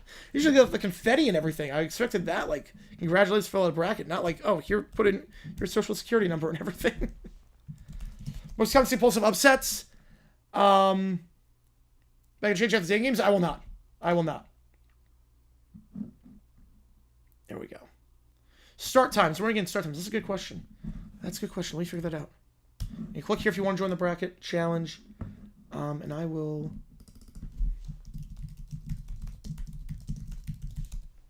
go there. Yeah, I'm going to do 2 for the women's bracket too, where High Point wins. It'll be like in the first percentile, because there's no way. Though I can always change that bracket too if High Point doesn't make it in out of the first 4. Can always do that. So let me just see. Again, if you want to join the group, we got 40 people in the group right now. Click that link if you want to join the group. Appreciate all you guys tuning in for this one. You women's are not as well versed. That's the problem. Not as well versed with the women's. 15-2. I think it's like 10 upsets. I think 10, 15-2s. We'll see on that one. What did I need to do here? You picking Duke? I think a lot of people picking Duke on this one. After you pick Purdue, I wonder how many real brackets had one. So there's some that just go all 16 seeds, go all upsets, but like how many real brackets had FDU? I'm not sure any had. All right, so I filled out my bracket. So I think there's only one thing left to do. My friends. And that is overtime. Why not? Let me just X out all these tabs. We'll do some OT.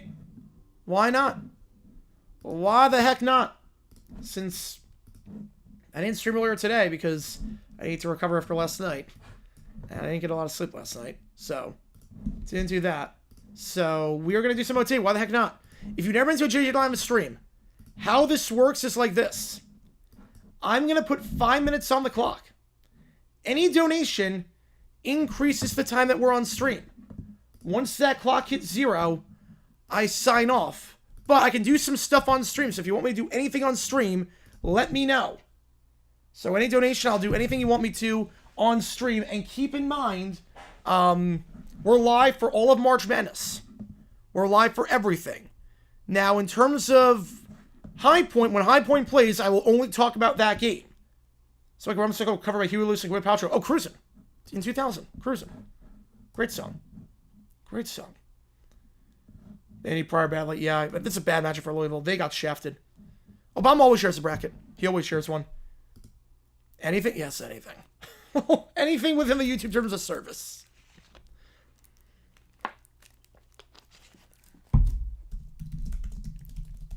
What are we doing tomorrow? We're going to do an overtime stream tomorrow.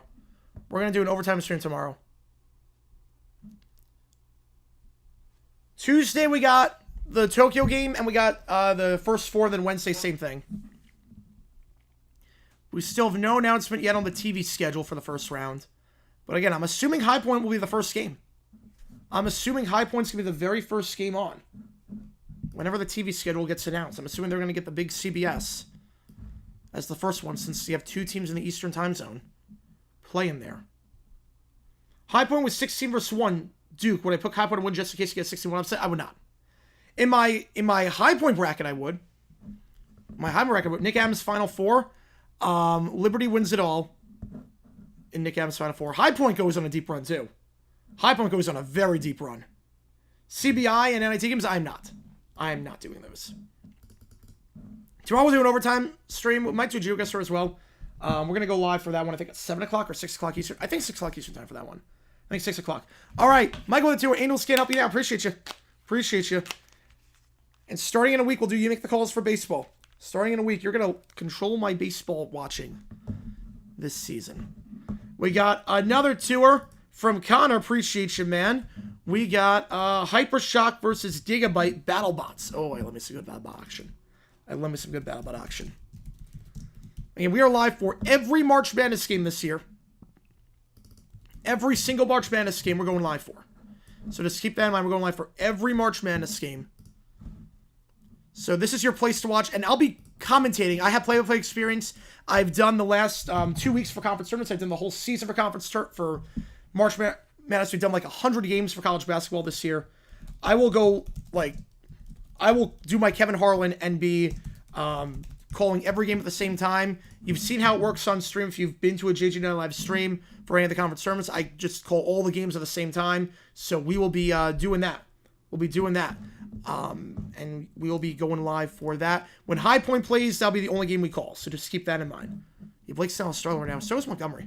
So very similar boats. Like same paths last season. Michael the Tour featuring Allison Krause. All right.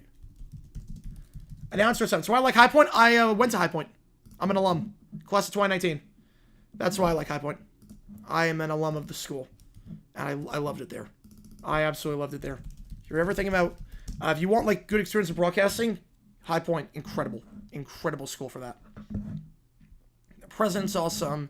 Their campus buildings are awesome. The dorm rooms are great. It really is an incredible school. It is an incredible school. And I've waited my whole life for them to make the tournament, and holy cow, we're in. We're actually in. Now it's okay. It's go time, baby. It's go time.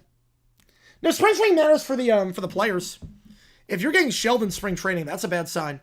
Like if you're not if you're throwing like mid-80s fastballs in spring training, oof.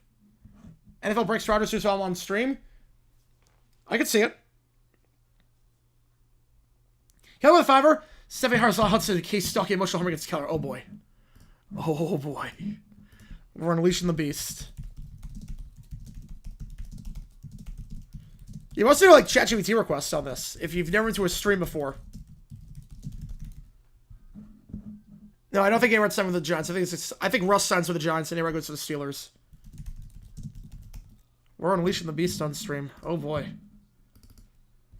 MLB spring training is like NFL preseason, neither mean anything. Well, for the players, it does.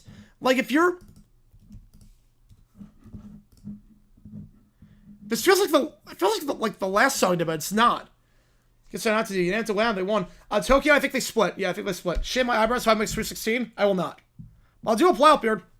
I'll do a March Madness beard. I'll do a clean shave on Thursday, and then I'll just keep growing that thing until High Point goes out. I'll do that, which could be 2 hours into the tournament. It could be 3 weeks. But I will do a playoff beard for High Point. I will do playoff beard. I will do a playoff beard there.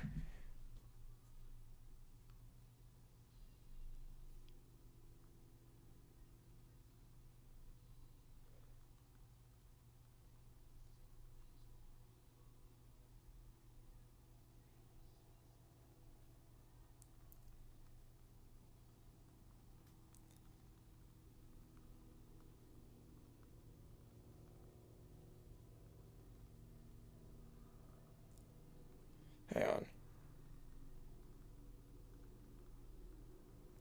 Hang on, give me a second.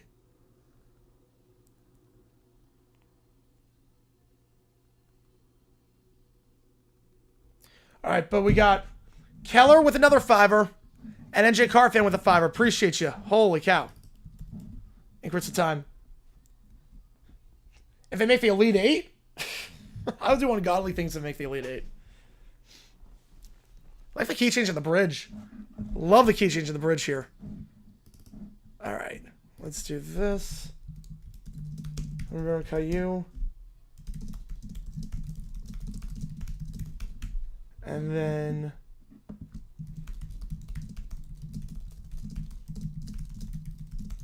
an accident. All right.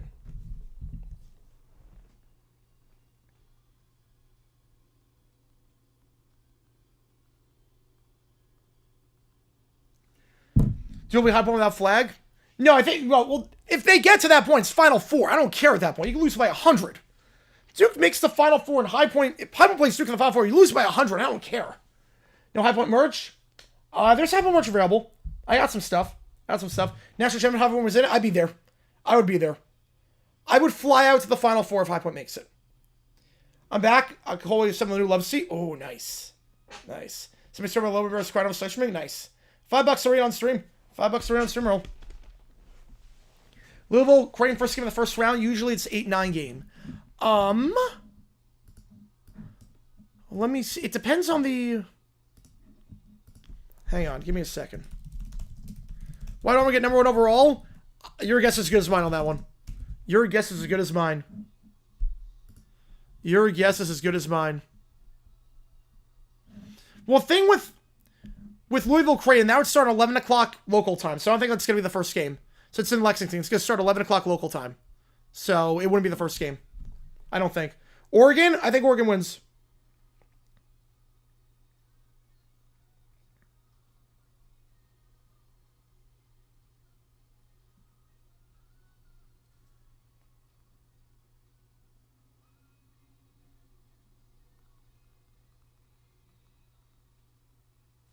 Hang on.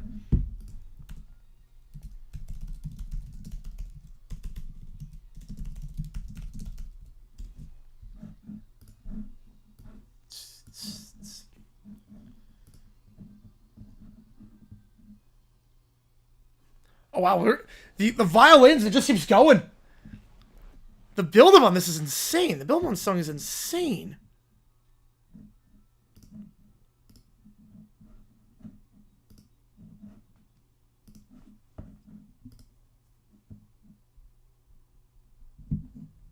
Man. 10:30 a.m. looks like... Oh. I think round 2 is a bit different.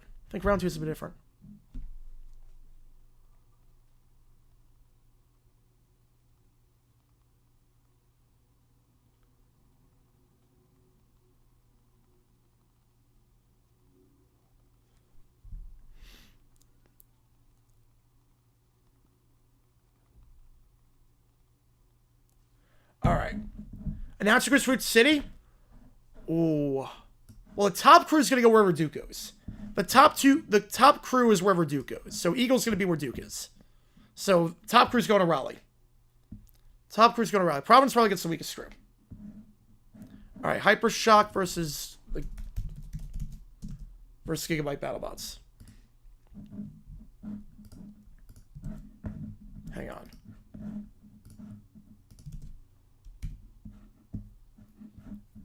Yeah, I mean, there's 3 of them this year. All right, let's see. Hypershock versus Gigabyte. I remember watching this on Nick Yass back in the day. Oh! Immediately just spin it out of control. Holy crap.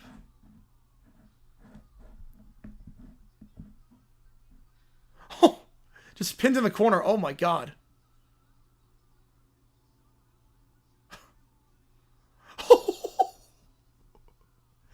How is this spot still alive?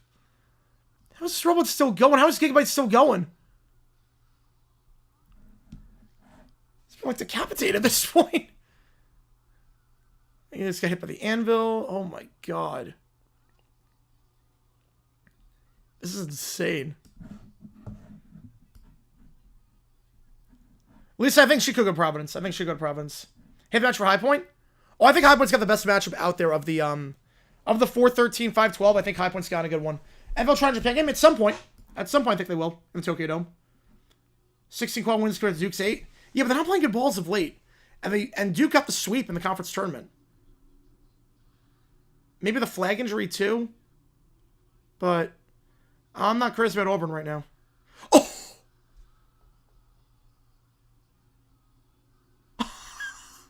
What? What happened to the bot there? The bot just got, like, annihilated. Oh my god. That was the greatest battle fight I ever saw. That was incredible. That was amazing.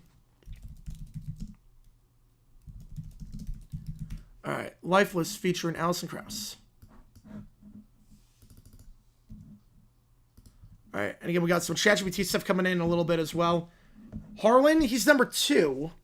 Let me just look at the bracket again. Look at the bracket one more time. So I don't know the regions yet. Not the I don't know in terms of the locations.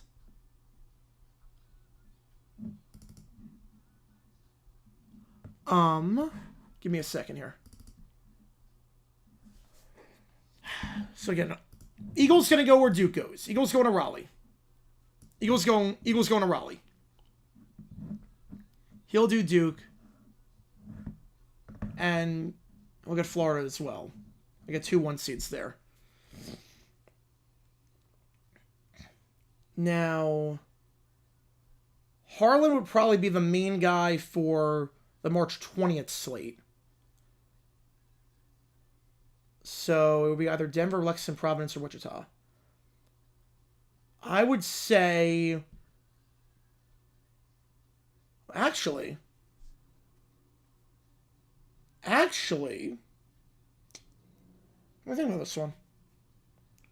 me think about this one. I like the feel of this one. Very mid-2000s. Very mid-2000s. And the harmonies on this one are good. Leaving it West Virginia, I have no problem with West Virginia being snubbed. I know Lenardi had him in and like comfortably. I have no problem with him being snubbed. Yeah, Carlos for the Chargers in Japan. Yes, they did. All right, my guess actually. I'm gonna change my mind on this one. I'm gonna change my mind.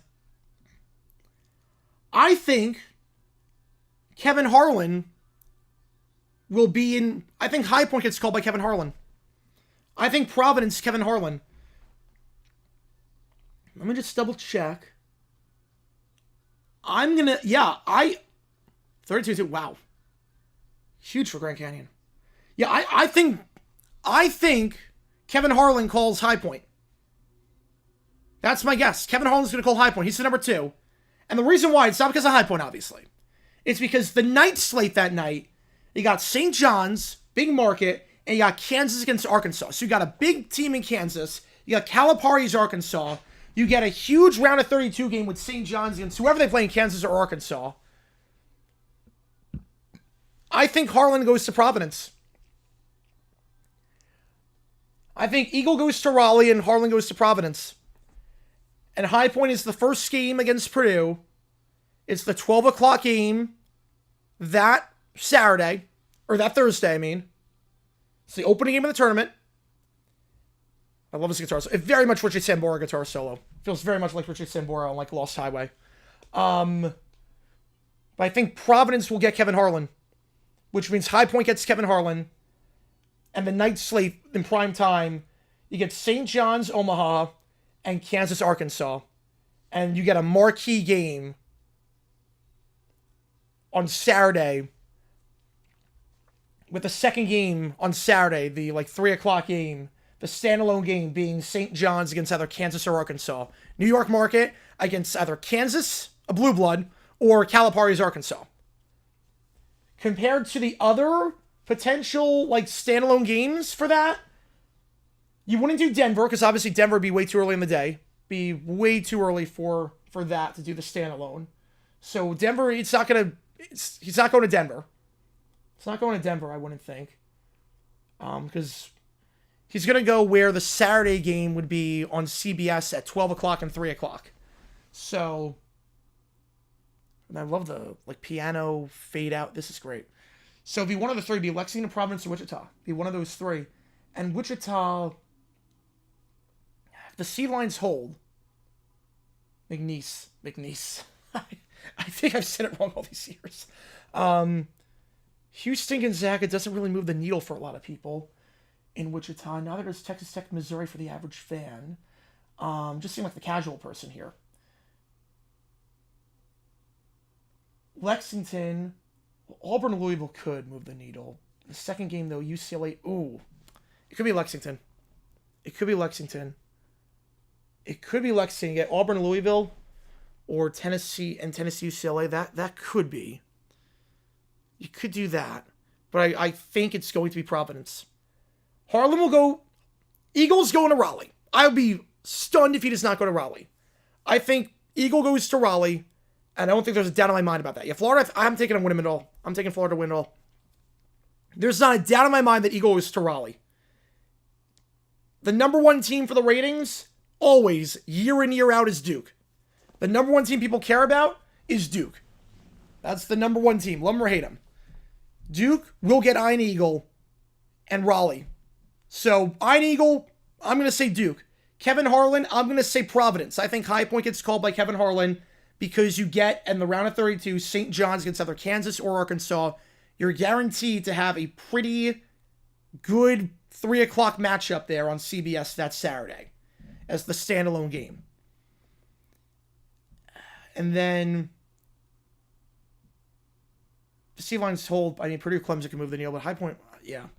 Purdue, Clemson at 12 o'clock. It's not the most appealing to the average fan, but Purdue draws some people.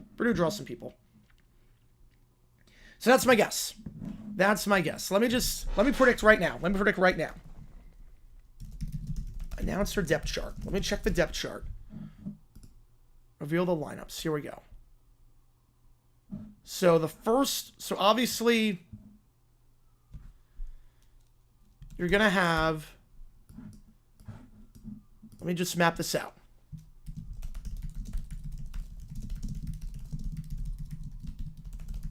Providence is going to be Harlan. Raleigh will be Eagle. You're going to have 2 on Saturday, 2 on Sunday in the top 4. So, the other matchup, I said Lexington has the most appealing matchups. Lexington, I'm going to guess you're going to get Brian Anderson on that one. Brian Anderson on Lexington. Which then means you got Denver and Wichita. Denver, which is the more appealing games for the average fan? Well, you get Michigan, A&M. You get Wisconsin. It's probably more appealing than the Wichita region. Yeah, I think that's way more appealing than Wichita for the average fan. Yeah, Wichita's going to get the lowest, I think. Wichita will get the lowest. I'm going to say Wichita gets Lisa Bington. And then I'm going Nesler on Denver. That's what I'm going to go with. Raleigh gets Eagle. Now, what's the more appealing? Cleveland, Milwaukee, Seattle. What's more appealing in terms of the ratings? This is where I think of the ratings. This is where... we're going to do that. Include the Venmo request. I will include the Venmo request. Yeah, I'm predicting it right now. I'm talking it through, and then we're going to do the ChatGPT stuff. I'm going to talk it through. Again, $5 more, I'll do anything you want me to on chat. I'll do anything you want me to on chat. Raleigh, Cleveland, Cleveland, what do you think? Seattle, Maryland, Memphis, that doesn't move the needle for the average fan. Oregon, Arizona does not move the needle at all for the average fan. So So that's not gonna be a top 2 matchup for the announcing depth chart.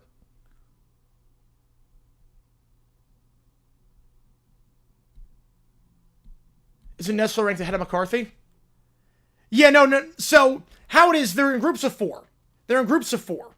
There's the 4 announcing combos that are going to the second weekend, and the 4 ones that are only doing the first weekend. So I'm putting 2 on Thursday in each category and 2 on Friday each category. So I'm thinking about this practically here. Cleveland, Michigan State Marquette, and it's not bad. Alabama, St. Mary. All right, let me think here. Cleveland, they're ranked ahead of Denver, or ranked ahead of Seattle, I can tell you that much. Milwaukee, you get Kentucky. Well, yeah, Milwaukee, you get Kentucky. You get Kentucky and Milwaukee. I think for that alone, you're going Catalan. Seattle's the lowest ranked. Cleveland, we're going to go with Adidas and McCarthy in Seattle. All right, final predictions. Then we'll do some ChatGPT.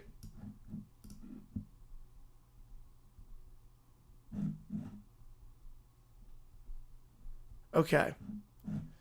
Is this confirmed? Wait, it's Cujo. Is this confirmed? I haven't seen anything yet. I haven't seen anything yet confirmed. Is this confirmed? I have not seen anything yet. I have not seen anything on Twitter yet about the matchups. I haven't seen anything about the matchups. All right. Adidas has to be Friday because he's doing the first 4. I got Adidas on Friday. I got Spiro on Friday. So here's my prediction. I'll explain the prediction and how it is and why I'm doing it like this.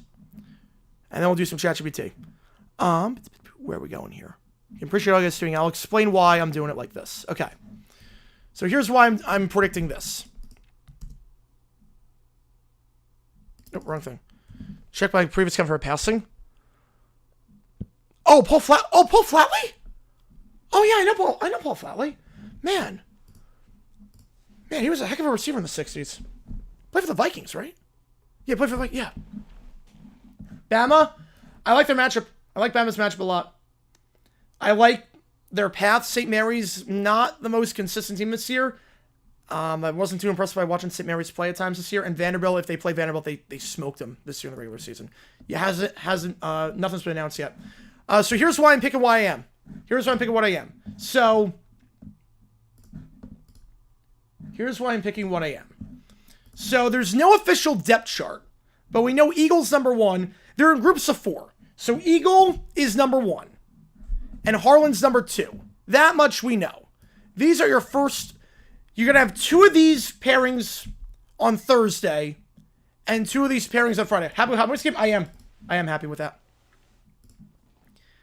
So that's why. 2 of these will be Thursday, 2 of these will be Friday. And then same thing here. 2 of these will be Thursday, 2 of these will be Friday. So that's my guess. Yeah, I feel slighted. I don't blame him. An 8 seed? Yeah, I think he's slighted. So the reason I'm picking this. The number 1 crew, Iron Eagle. He's calling Duke.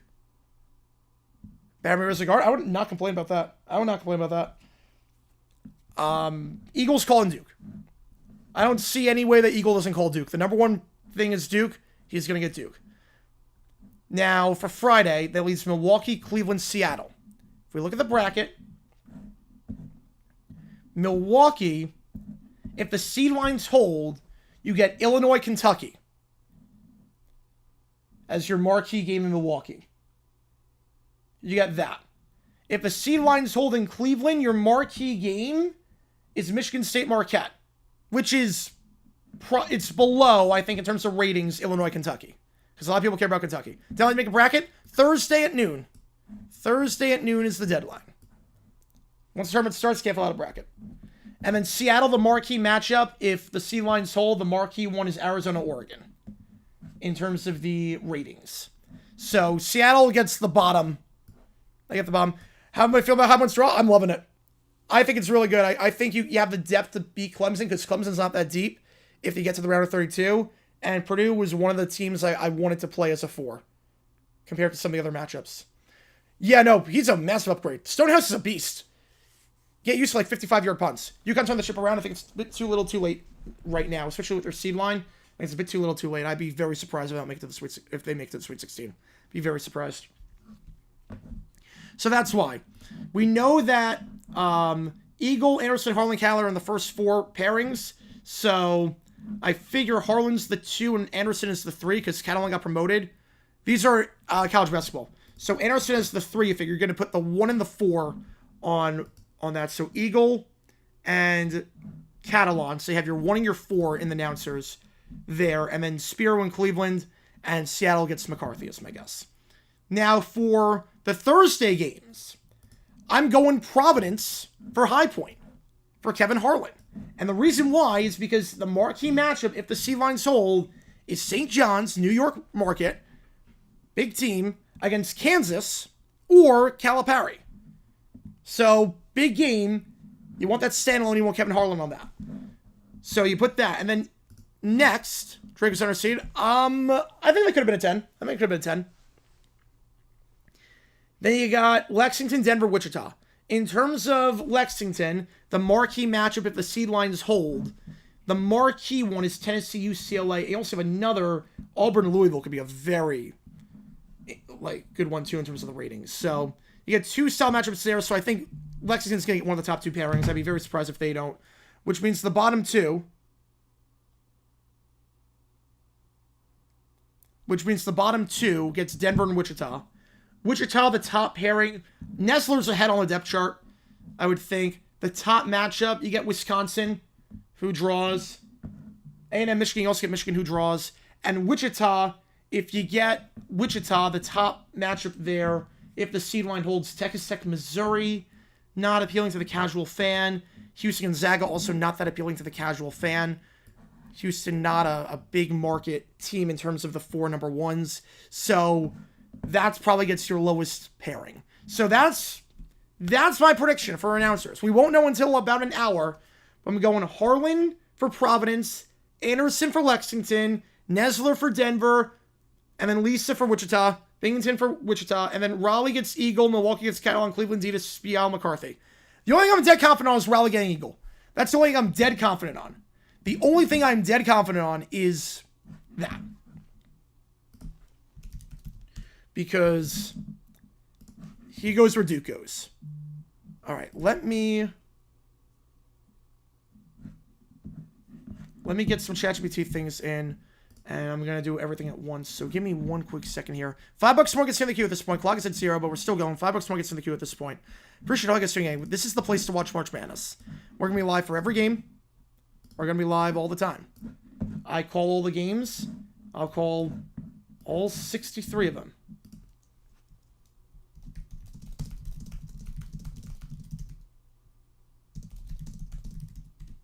All right. Kansas, after all the turmoil they've been through this year, that would be interesting if they did. All right. So overtime, yeah, we're doing overtime right now. Streaming High Point, yes, I am streaming High Point. The difference, though, with High Point, when High Point is playing, that's the only game I'm calling. I see 112-5 this year. I see 112-5. I got Colorado State. First 4, yeah, I'm doing first 4. I'm doing first 4. High Point, the only difference with High Point is that that's the only game I'm calling. So when High Point's on, every other game gets tossed aside. So I'll have the games on the background, obviously. Yeah, what a great one for him after missing a year to come back like that. Man. Florida's good this year. Florida's really good. So when High Point's playing, that's the only game I'm calling.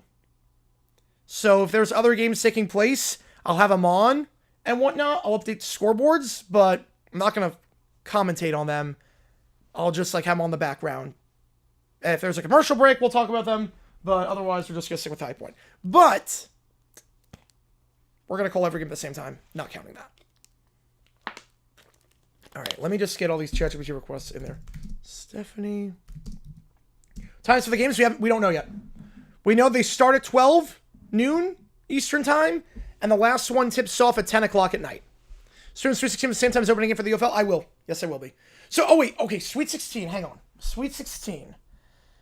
Oh, crap. Let me figure something out real quickly. Give me a second. I am going to opening day. I am going to opening day for the D-backs. So I am going to opening day. So I'll miss the other games of that series, but I can't miss opening day. I can't miss opening day. So the Sweet 16, March 29th could be tough. March 29th might be tough. Depending on the times.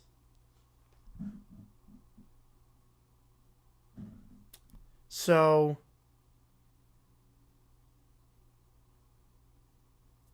March 29th, I'm not sure yet. Because I'm going to D-backs opening day. I wish that started earlier in the day, but it starts at 6:40. Let me just double check. D-backs Cubs is... Oh, 7:10. Okay, wait. That's actually... That's better. Okay, I can do the first game for that. Sweet 16 TV schedule. Chase Field, nice. It gets the job done. It gets the job done. Yeah, Sweet 16 starts at 7, yeah. So that'll be done, yeah, by 6. Yeah, I can do the first game of the Sweet 16. First game of the Sweet 16 I can do. I can do the first game of the Sweet 16 for that Thursday. Friday, we're doing UFL and the Sweet 16. Same thing Saturday and Sunday. Same thing there. Now, High Point making it could change a lot. High Point makes the Sweet 16 run. That changes the equation. A lot. Potentially. I'll see. I'll see on that. Yeah, Chase Field, yeah, the roof works now. The roof works. Is it opening day the 27th? Yeah, that's where the Sweet 16 is. That's where the Sweet 16 is. Ready for the season finale? Oh, I can't wait. I can't wait. I can't wait. We're doing OT right now. Sure, you're going to miss the rest of the next opening season? Yes, I am. For March Madness, I am. Yes. Yes. There's 81 games to go to. I'm fine missing that. I can sell my ticket. Chicago fans go nuts. I can sell that, make some money on that. Would it go to the Sweet 16? I'm not sure yet. I'm not sure. UNC should miss the tournament. Indiana should have made it. No, Indiana should not have made it. Indiana should not have made it. UNC, again, I have no problem with UNC making it. I think UC already deserved it over UNC, but I have no problem with them making it.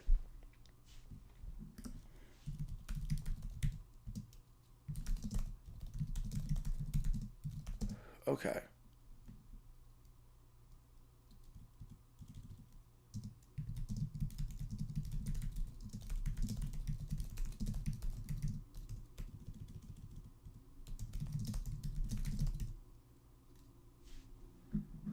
Hang on. Only one team in the field? Yeah, but they were 8 wins in quad 2. They were 8-0 against quad 2.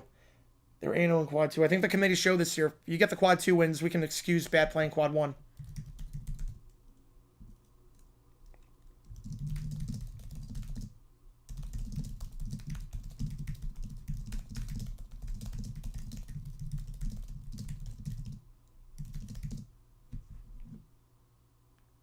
Hang on. See, I had UNC making it. I always said UNC was going to make it. I always said UNC was going to make it. How much super way bigger than other schools? Oh, yeah. Oh, yeah. What was the first time? And the community gets involved. That's a good idea, Brian. That's a good idea. Hopefully next season we can get it done. Hopefully next season we can get it done. But the viewing party with High Point, they got the whole community involved. It was free. Everyone could come. I mean, the community gets involved with High Point. The community... High Point is the community, basically. What Nito did was he took that town and basically bought up all the land to expand the campus. He just kept expanding the land to the point where High Point is the community at this point.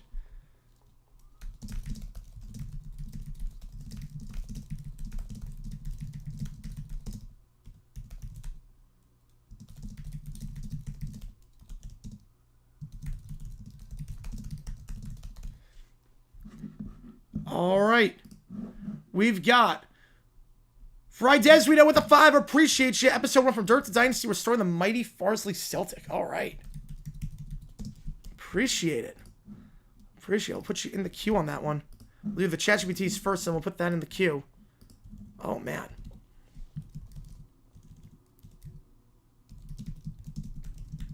It is funny on that. It's even the highest ratings ever for True TV.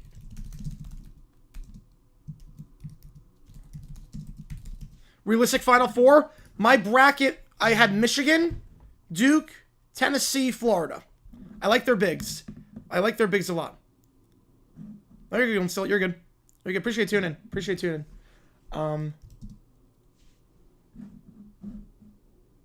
Give me a second here.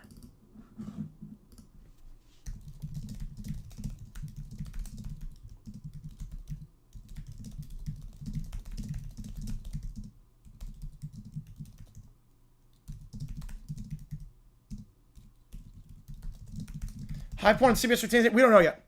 We don't know. We don't know yet. Yeah, Liverpool is Florida or Fulham won today. Maybe this is finally Michigan's year. I like their bigs. I love their bigs. I don't know who's out rebounding Michigan. With Wolf and Golden, I don't know who's out rebounding them.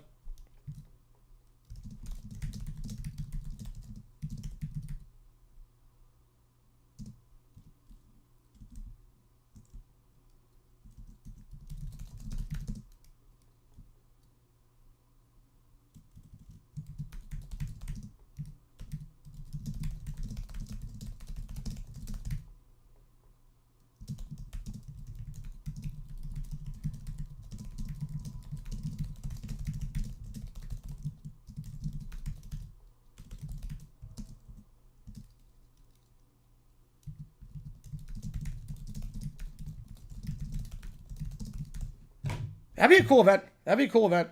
That'd be a cool one. SAUE all the way. Man. Michigan, Duke, Florida, Houston. I like that Final Four. I like that one. A lot of 13s over 4s and 12s over 5s. I have one 13-4 and I have one 12-5.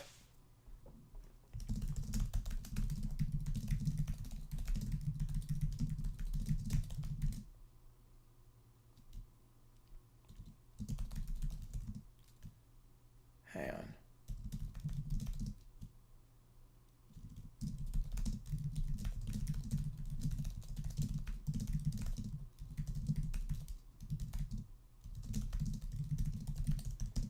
Pats had one standing a joker on the long snapper. They're left to their long snapper. That's it. Blowing it up. Blowing it up. Yeah, High Point. How many people did we get at the arena? Holy cow. Yeah, it was all the way. It filled out all the way. There's not an empty seat. They filled out like all 4,000 seats, it looks like, from the photos. It's crazy.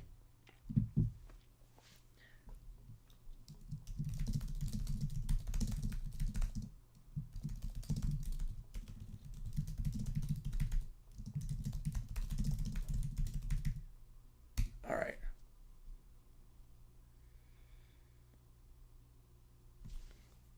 Let's see this. San Diego beats Michigan. Yeah, Michigan's going to be the team that's either going to kill me by being out the first week or I'm going to get a lot of points on that one.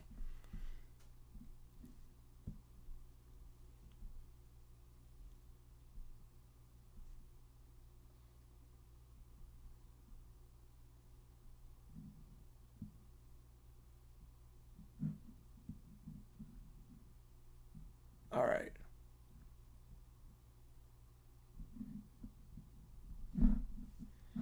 Okay, I like where this ChatGPT one is. I like where this one is. So I sent it perfect. All right.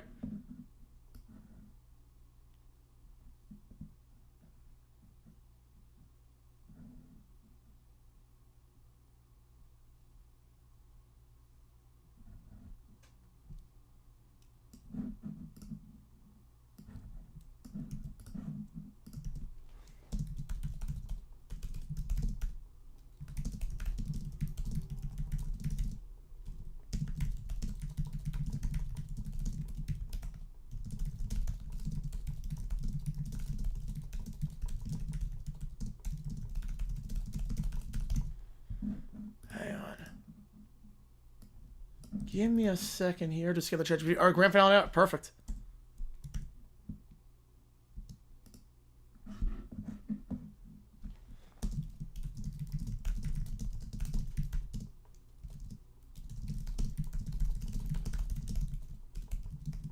All right.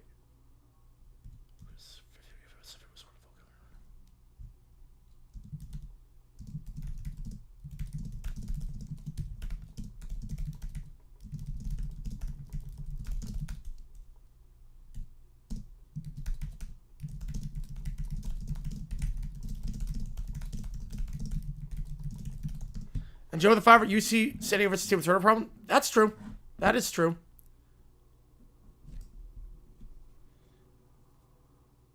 Did it just get announced? Wait, Kujo, did it just get announced? I didn't see anything yet. I didn't see anything yet.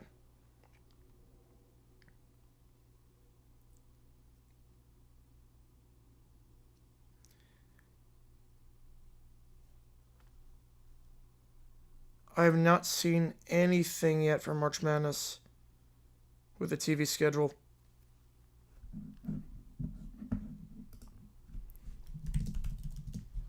All right. You have 14 teams in. That's a lot. That's a lot.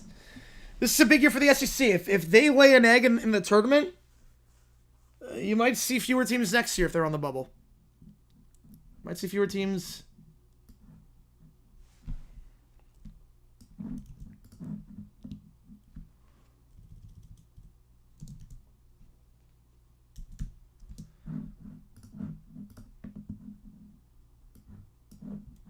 Okay. Yeah, but it's not out yet. It should be out by 8 o'clock. 8:19 was when it came out 2 years ago. All right. I like where this script is going. And we're going to do that. But Joe with the Fiver with the grand finale for season 1. The second half of the Super Bowl with Logan Berry now in the Bengals for some reason. If you do want to join the bracket challenge, I will leave the link right now for the group, and I'll put it in the community tab as well if you do want to see. I'll put it on Twitter as well if you do want to go there. We have like 50 people in the group already, which is awesome. Click that link, completely free to do it.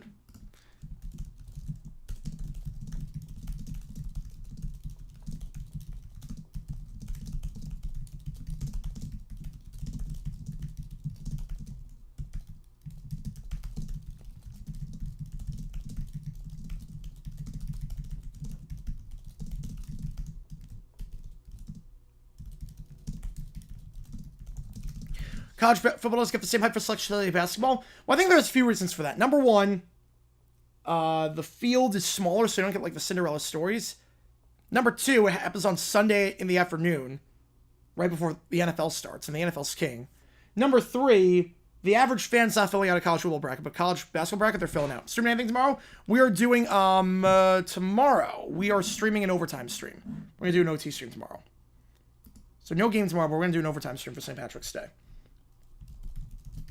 Let me just get these things in. If they have those Selection Sunday, well, they wouldn't make any sense. It would be awful if they had Selection Sunday. The Cowboys were getting in every year with like a 7-10 record for the ratings.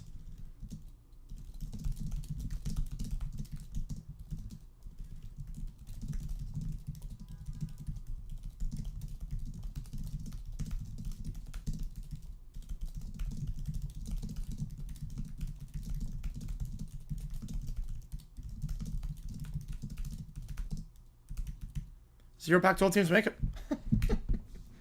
End of an era.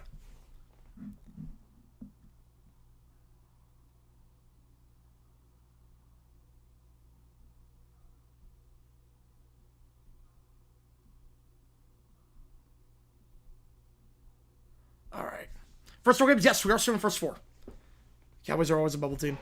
Always a bubble team. The Jaguars will never make it. The Jaguars... Wait, how the heck did this violate the rule? What? How did that judgment violate the rules? Okay, let's try it again. They didn't even put anything in there. Try to get the Planet of the Apes one to go. I don't know why it's not going. UNC buys Unreal. I'm not surprised. I had them in the field. I said they were going to make it because the Quad 2 wins. The committees show this year you win enough Quad 2 games that it can negate everything that you did in Quad 1, how bad you were.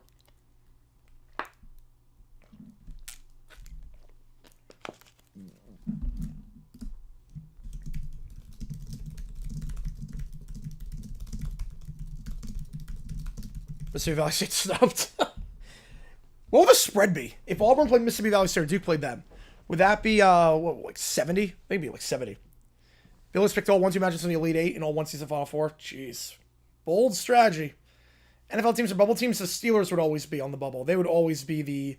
Do we really need to put them in? Like, it'd be like that. I'm trying to get all the ChatGPTs in. But did Iowa State lose Gilbert? Oh, boy. Let's see. Still waiting on the TV schedule. Again, you know my announcer predictions. I really think High Point's going to play the first game. I think High Point's playing the first game.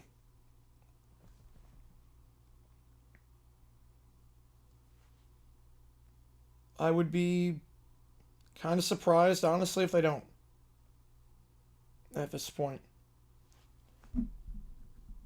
Oh, that violated the policies.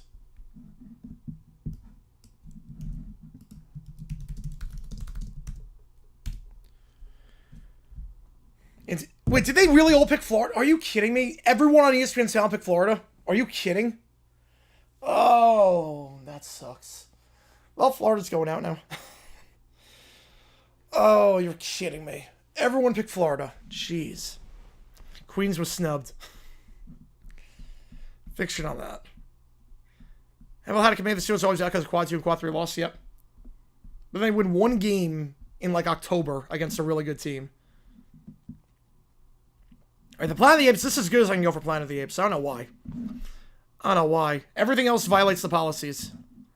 Everything else, I've tried everything. Everything else violates the policy. So, we're going to put them in Planet of the Apes and just see what the heck happens.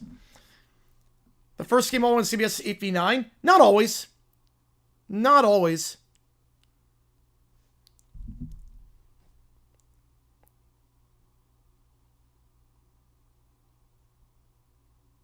Not always. We'll see.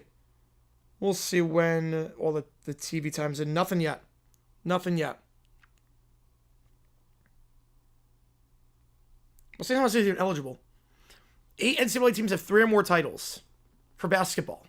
Okay, name them all. Ooh, that's tough. All right, let me think about this one. Let me think. I gotta write it down. Okay, UCLA obviously because they won like every year with Wooden. Duke, that's easy. UConn, North Carolina, Kansas. All right, that's 5. I would assume Kentucky's got to be 6. Florida's got 2. So UCLA, Duke, UConn, North Carolina, Kansas, Kentucky. Yeah, I was going to say, does Louisville count? But since they don't, yeah, that doesn't count. Okay. So we got UCLA, we got Duke, we got UConn, UNC, Kansas, Kentucky.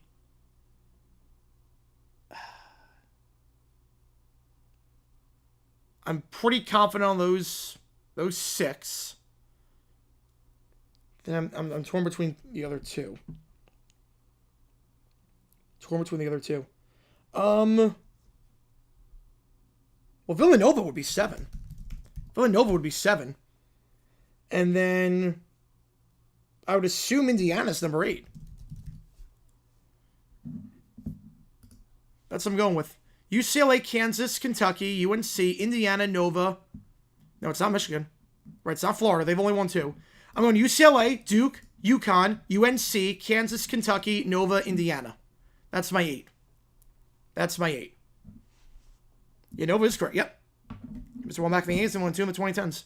Yep, UCLA, Duke, UConn, UNC, Kansas, Kentucky, Villanova, Indiana. Let's go, baby. Let's go.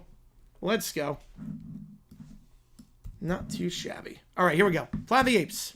Yeah, Nova's the tricky one because I forget they won the 80s, but they got the Jenkins win and the blowout win. All right. A hot, dusty day on the strange Planet of the Apes. The sky, a reddish orange with tall, barren trees and strange, jagged mountains in the distance. The wind howled through the desolate landscape, kicking up dust and sand, and the air was thick with the smell of something wild and unfamiliar. Caillou and Barbera somehow found themselves standing in the middle of this odd alien world. Both were staring up at the towering, intimidating figures of apes who looked down on them with a mix of curiosity and disdain. Ugh, I don't like this place, Flubber Bear whined, crossing his arms over his little chest. It's too hot. The ground is all hard and rocky, and I want my bed. I don't trust Bama's defense, James. I don't trust Bama's defense. Obviously, Sears plays well, you're good, but I don't know. I don't trust their defense. They'll make it to the second weekend, though, for sure. You agree me took 3 L's this year and they'll be in March. Coverage map if the game's regionalized? Yes, I would. I would do that. Well, 506 Sports be on that too. Caillou, his round face scrunched up in a perpetual frown, folded his arms to him and began to stomp his feet. I want to go home. I hate this place. Why is everything so big and scary? He flopped down on the dusty ground, kicking his legs and letting out an exaggerated wail. Little Bear glanced over at him and groaned. Well, it's not like I'm having fun, Caillou, but maybe we just sit down and have a little snack or something. We could figure out what to do. He reached into his little backpack, pulled out a half-inch granola bar. It seemed utterly out of place in the vast, strange landscape of the ape world. He had a granola bar. I love that. Caillou sniffed, wiping his nose dramatically. Granola bars don't help when you're stuck in a real world with talking monkeys. I want my mom. I want a toy. I want to go home right now. The two children's incessant complaining was enough to attract the attention of the nearby apes, who were all staring down at them in curiosity. The most prominent ape, a towering orangutan, stepped forward, his arms crossed and a stern expression on its face. You're not from here, he stated bluntly. What are you doing on our planet? Little Brown Bear and Caillou exchanged confused looks. We didn't mean to be here, Lumber Bear said in a whiny voice, standing up and brushing the dust from his pants. We just want to go home, please. Caillou sat up and sniffled. Yeah, and we didn't do anything to you. Why are you looking at us like that? Are you going to hurt us? The orangutan's brow furrowed. We are not here to hurt you, but you do not belong in this world. The humans here are not like you. You are strange. Little Brown Bear frowned. I know, right? Everything's weird. I don't even have my favorite toy. What's the point of all this? Caillou, still crying, added, I bet I'll never get home. You're all mean, and I hate this place. I mean, like, how are they mean? Nothing's even happened yet. The orangutan narrowed his eyes. It is not our place to decide where you belong.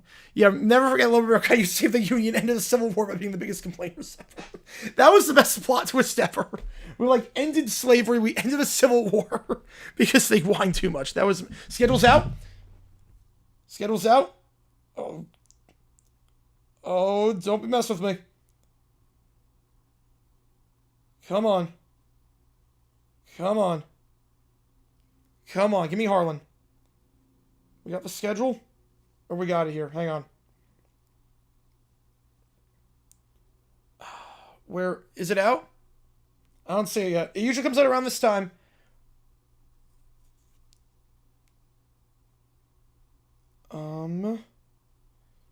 I don't see anything. Hang on.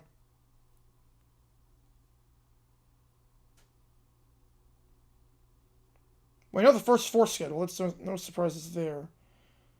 Here we go. It's out. It's out. It's official. It's out.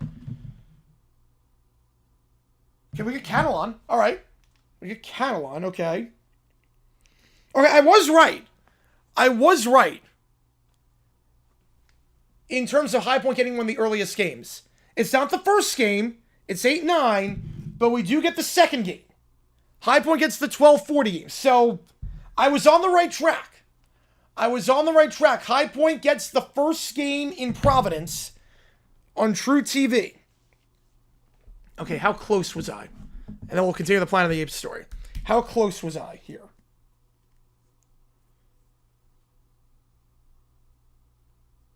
And Eagle and Raleigh, no surprises there. Expected that all the way. Providence, I said Harlan, it's not, but...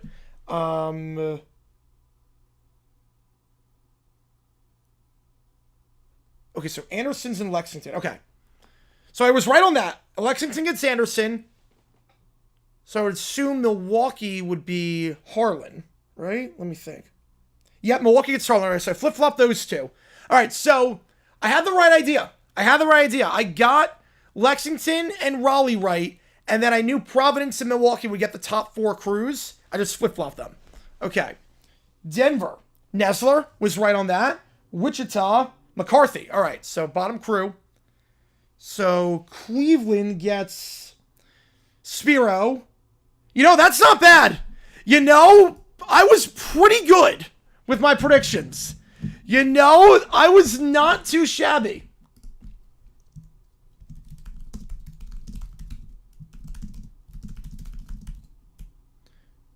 I was not too shabby there. I see another $5. Appreciate it. Ton. Episode 1 continue first question of the Club of Shambles. Appreciate it. All right, we'll get you on there. Oh, not too shabby there. What that probably means is that Harlan... That probably means is that the... Milwaukee is going to be the Saturday afternoon game. Who's doing Tamu Yale? Tamu Yale is going to be... Nestler. Nestler doing that. No, Lisa's still there. Lisa's still there.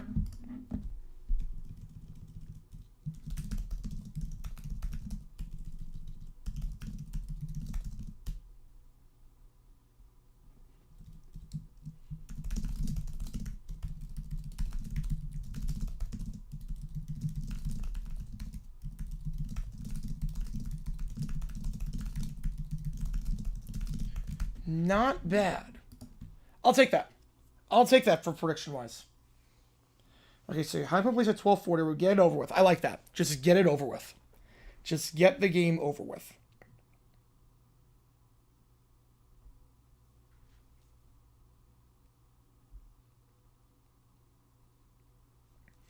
All right.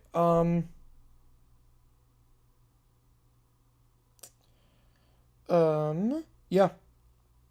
And obviously Duke's going to be in prime time. No surprises there. Oh, no, Duke will be CBS. Duke will be CBS at 3 o'clock. Let's see. Yeah, the late game, the primetime game. Yeah, Arkansas, Kansas, primetime, CBS. Not surprised by that. All right. And the marquee game on Friday is Kentucky. Okay, not bad. All right. Better change my pick. I didn't have Iowa State going a whole lot, a ton. You Duke in the afternoon. I did not see that coming. I did not see that. I thought that would be the 7 o'clock game.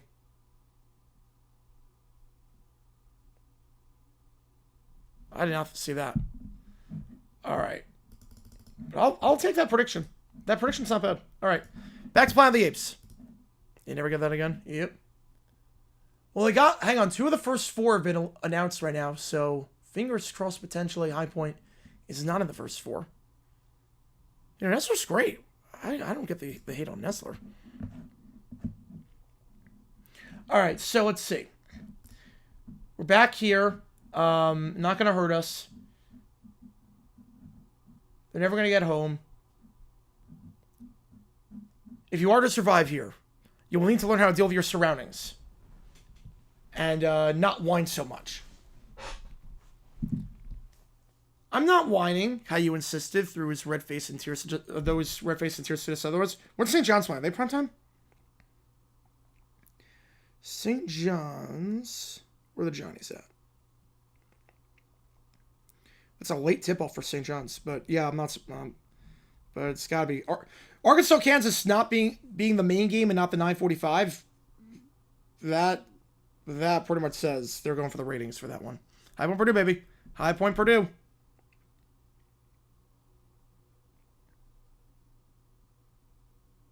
High Point Purdue, baby. Yeah, the late game. Oh, man. 10:10 tip-off time on True TV. Texas, UNCW, man. 10:10 Eastern time for UNCW. That's a brutal tip-off time. I'm happy High Point's like the first one. Just to get it over with. And not during the crazy slate. So, for High Point, the game plan is we're going to go live Thursday at 12:40. And we'll call that game. And then we will go from there. Oh, no, we'll go live at 12:15. We'll go live at 12:15. And then we'll just call High Point Purdue, though. We'll call Crane Louisville for a little bit, and then we'll call High Point Purdue. I'm bummed Crane Louisville's the first game. I'm bummed it's the first game. I want to call that one. I've never heard that one before. All right, here we go. Okay, so everyone's wanting at this point, come with me. I will introduce you to our village. Perhaps the other apes can figure out how to deal with you, but no more crying or complaining. Understand? Fine, but only because I want to go home. Honestly, this whole place is ridiculous. The 2 children follow the giant orangutan through the dusty streets. The apes of the village observe with a mix of curiosity and confusion. High Point's going to be first 4. How do you go 26 and 5 and get a 16 seed? Yeah, they're coming. They're next. They're next. They're good. Don't worry. They're good. They're good. How do you go 26 and 5 and be a 16 on the women's side? That's a really good record for a 16. Yep, announcers are up. Announcers are up. The two children follow the orangutan through the dusty streets. The apes of the village observe them with a mixed curiosity and confusion. The pair wanted to complain the entire way, while the apes merely watched them unimpressed. Are we there yet? Do we have to be there? The orangutan stops suddenly. You will learn. The world does not bend to your complaints. You must adapt. We'll be left to fend for yourself. Rob with a 6. Appreciate you, man. Caillou family sued and now gets torn a new one by Judge Judy. Oh, boy. Oh, boy. All right, we'll get you in that. All right, the OT, the hits keep on coming. Appreciate it. Appreciate it a ton. All right.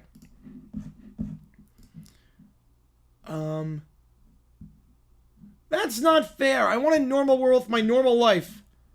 You're so annoying, Caillou, Lumber grumbled, even though he wasn't too thrilled to be stuck in this weird world, but he wasn't going to cry about it.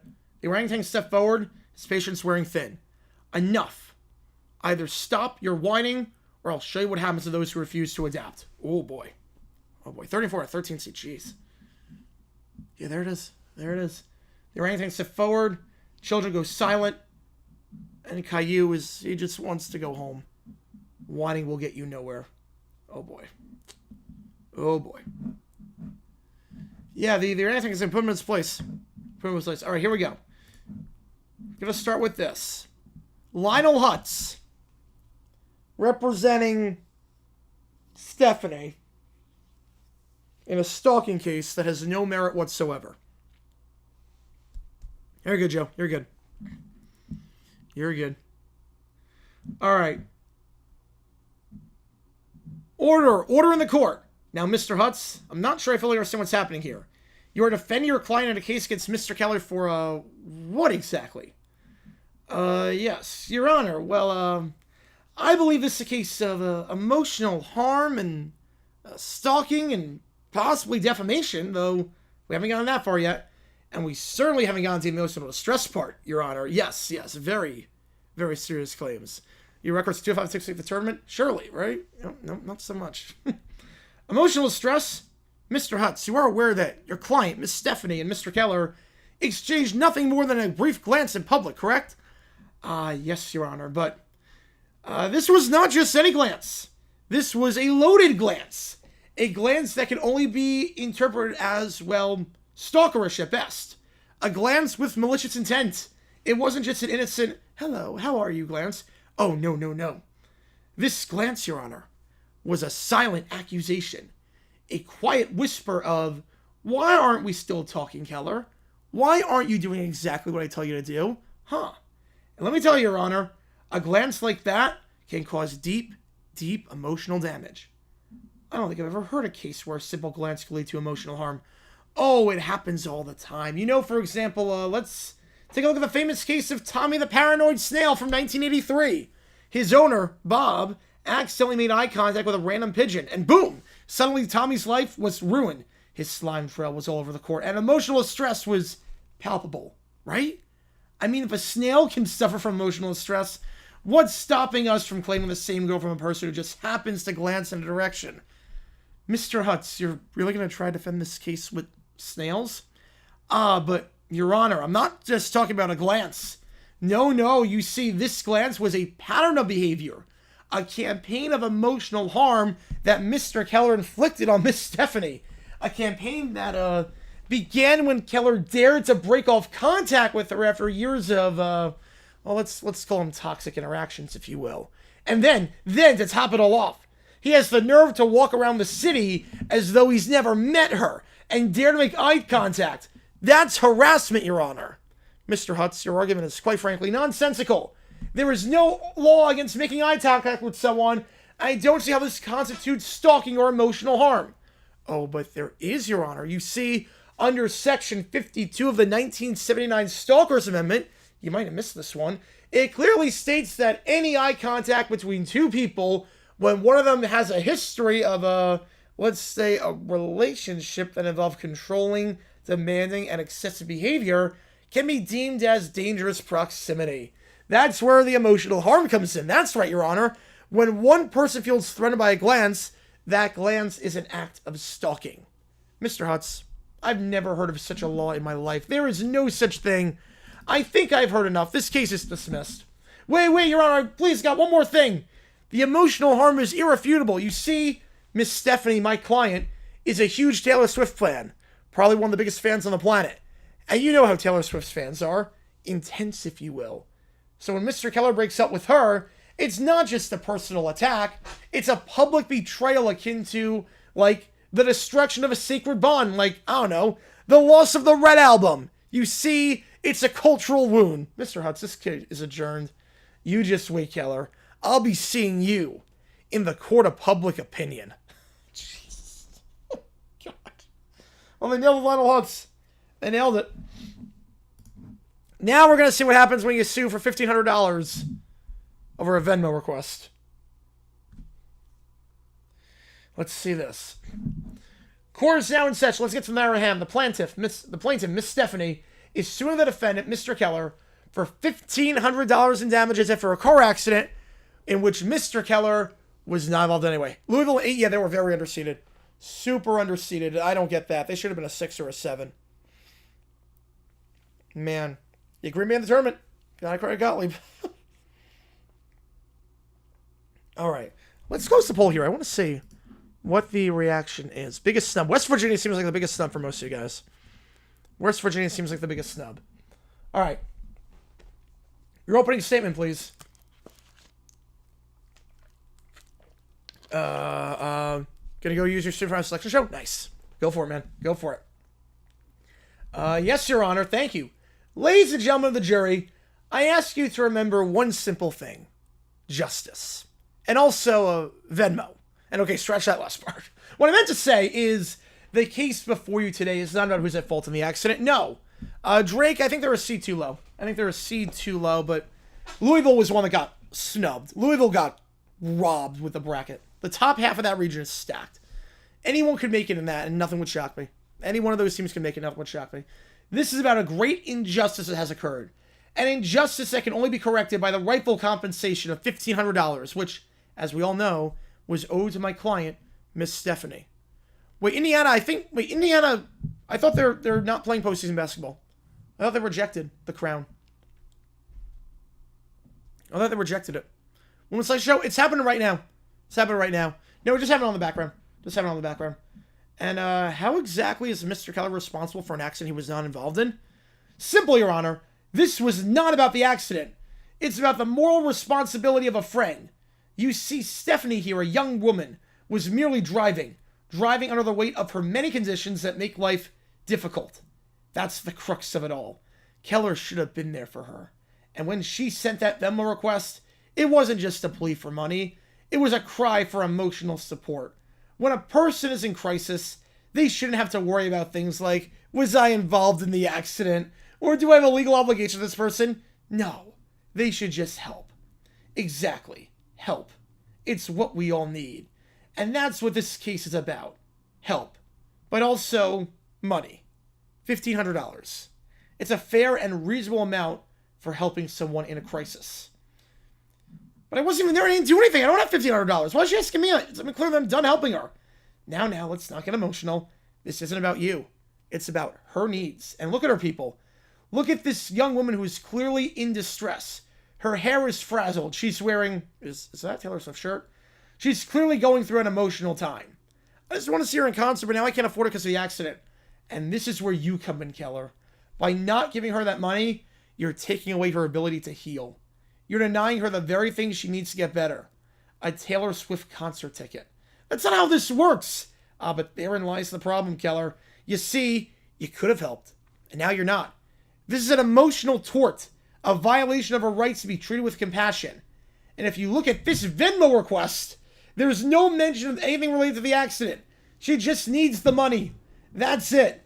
And who else is going to give it to her if not you? Her former friend. Her emotional pillar. Is that the entire message? Just a Venmo request with no details? Yes, Your Honor.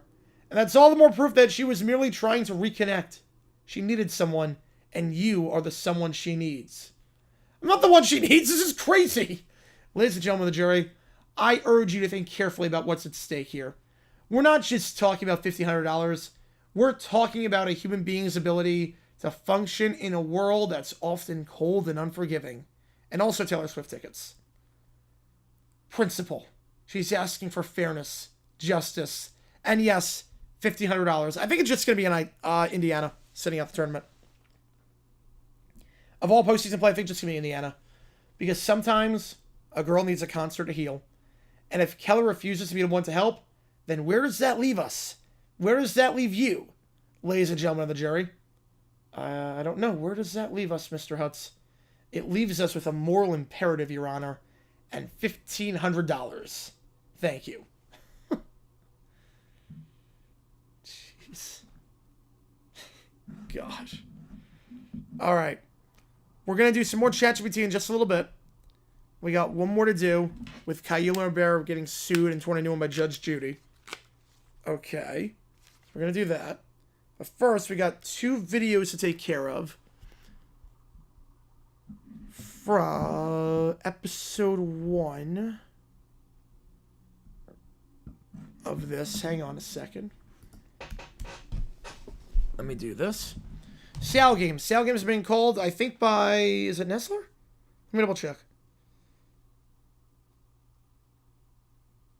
It is Seattle. Will be Lisa Binghamton. And Robbie Hummel. That's who's calling it. Yeah, high points in the first 4, yep. I'm not surprised. High Point, they're probably the weakest team in the field. Probably the weakest team. I'm not surprised by that at all. But the queue is still hopping. Let's see. What is in here? All right. Oh, we also have Joe's Wilburn Bears. Restoring Celtic. From Dirt to Dynasty. Wait, what?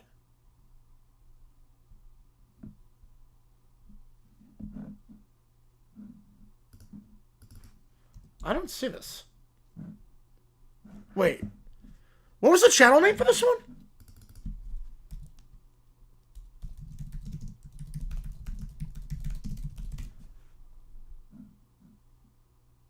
Wait. I don't see it on YouTube. Wait a second.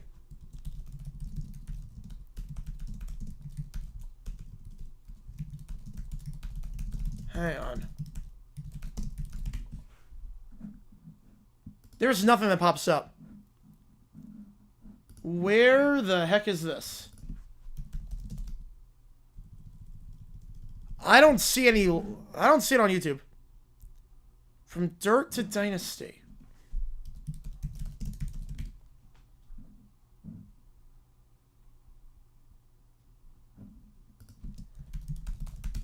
I'm trying to figure out... I don't see anything. All right. Yep, Iron Eagles in Raleigh. No surprises again. He's going to wear Ducos. Thursday's going to be a big day for High Point. It is. Be a huge day. All right, I'm trying to see where the Farsley Celtic thing is. I don't see it. And when I type it in on Google, nothing pops up. Oh, you emailed it. Oh, you emailed it to me. Oh, okay. Okay. I didn't realize it was a AI thing. Okay, never mind. Here we go. All right. There we go. All right, here we go. I thought it was a YouTube video. When I saw episode 1, I'm like, this is a YouTube video, but nope. Okay. All right, so we're going to do that. And then where's first impressions of a club in shambles? Hang on. Hang on. Give me a second here.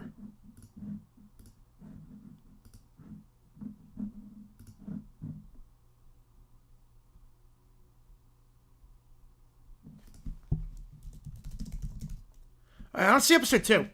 Or episode 1 continued. Okay, wait, hang on. Episode 1 continued. All right, hang on. So it's the same thing. Okay. Here we go. Yeah, invest more in hockey. Yeah. Problem with that, you gotta have, like, it's very regional. Hockey is extremely regional right now. There's not a lot of schools in the South or the West. Okay. So let's try this. All right. Wrestling, yeah.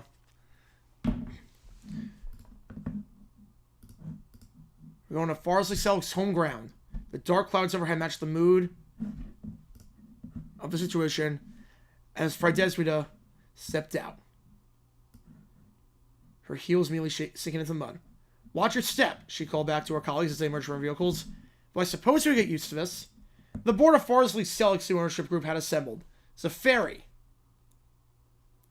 Part of the group, we got 4 people in the group, all successful medical executives. Ooh, $7 million in combined medical earnings. Ooh, all right. Yeah, this is bad. I knew it was bad, but this. Yeah, this is going to be tough. $7 million. Is that enough to rebuild this club? I don't know. Before they stretched what was supposed to be a football pitch, instead they faced a barren wasteland. More dirt than grass. 3 Ivy League teams, I'm not surprised. I thought they were going to be 3 Ivies in for the women's side.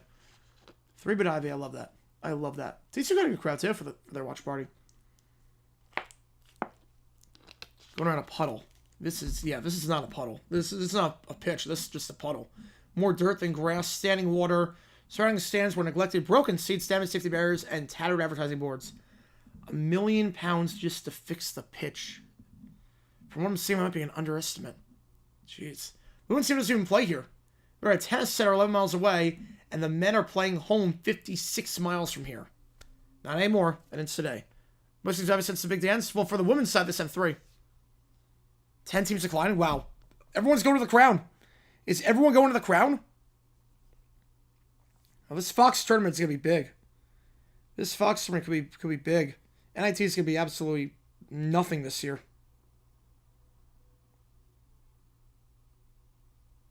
Man, there's going to be no one. There's going to be no one in the NIT this year. All right. Send in today. We're going to figure out a way to fix this pitch. A boardroom, the damp, windowless space with mismatched furniture. I'm surprised they even had furniture. Met with the remaining club officials. The tension was palpable as the vision was laid out. Let me be clear. We didn't purchase Farsley Celtic to continue with status quo. The days of celebrating mediocrity are over. Paul Glover shifted uncomfortably. With all due respect, you need to understand the financial realities. No, you need to understand. We're fully aware of the financial realities. The unpaid groundskeepers, the bar staff vote thousands, 0 investment in the women's team for 2 consecutive seasons, men's team without a win in 2025. We haven't come here despite those realities. We've come here because of them. Now, folder across the table. Inside file confirmation that all outstanding wages will be paid by the end of the week. All staff, everyone. We're not here for a quick fix. We're here to transform this club from the ground up, literally starting with the ground. We understand the FA ground grading inspection is in 16 days. Typically, that would be cause for a panic given the state of the facilities. We've already contracted a specialist firm to begin emergency work on the pitch tomorrow. It's not possible. The cost alone, £1 million for pitch rehabilitation, plus additional funds for immediate safety concerns. The contracts are already signed. Oh boy. Oh boy. New leadership's coming in.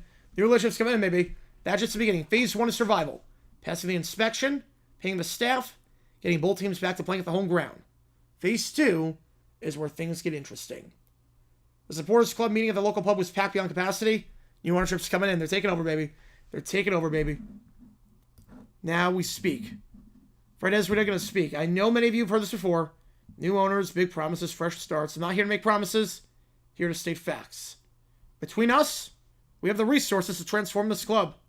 Not just patch it up, not just avoid relegation, transform it. Before I get, let me address what matters now. Fact 1. All staff will be paid what they're owed by the end of this week. Fact 2. Work begins on the pitch tomorrow. Fact 3. We'll pass the FA ground grading inspection. Alright, I've heard it all before. Fair enough, judge us by our actions, not our words, but I want to be clear about our philosophy from day one. At Farsley Celtic, second place is failure. We will accept nothing less than promotion as champions.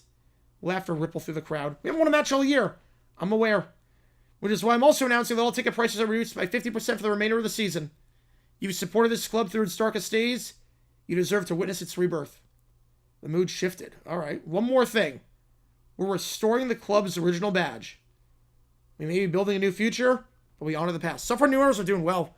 New owners are doing well. We got applause now. So everyone's skeptical, but optimistic. All right, heavy machinery arriving over the Citadel. We're going to make this pitch work. 16 days to make this playable. Going to take round-the-clock work. You have every resources you need. Cost is not an issue. Time is. UCLA is the number 1 seed overall. Our next arriving at 10 a.m. for initial same discussions. Here we go. Make sure they think understand we're talking about 2 separate 110,000 seat facilities.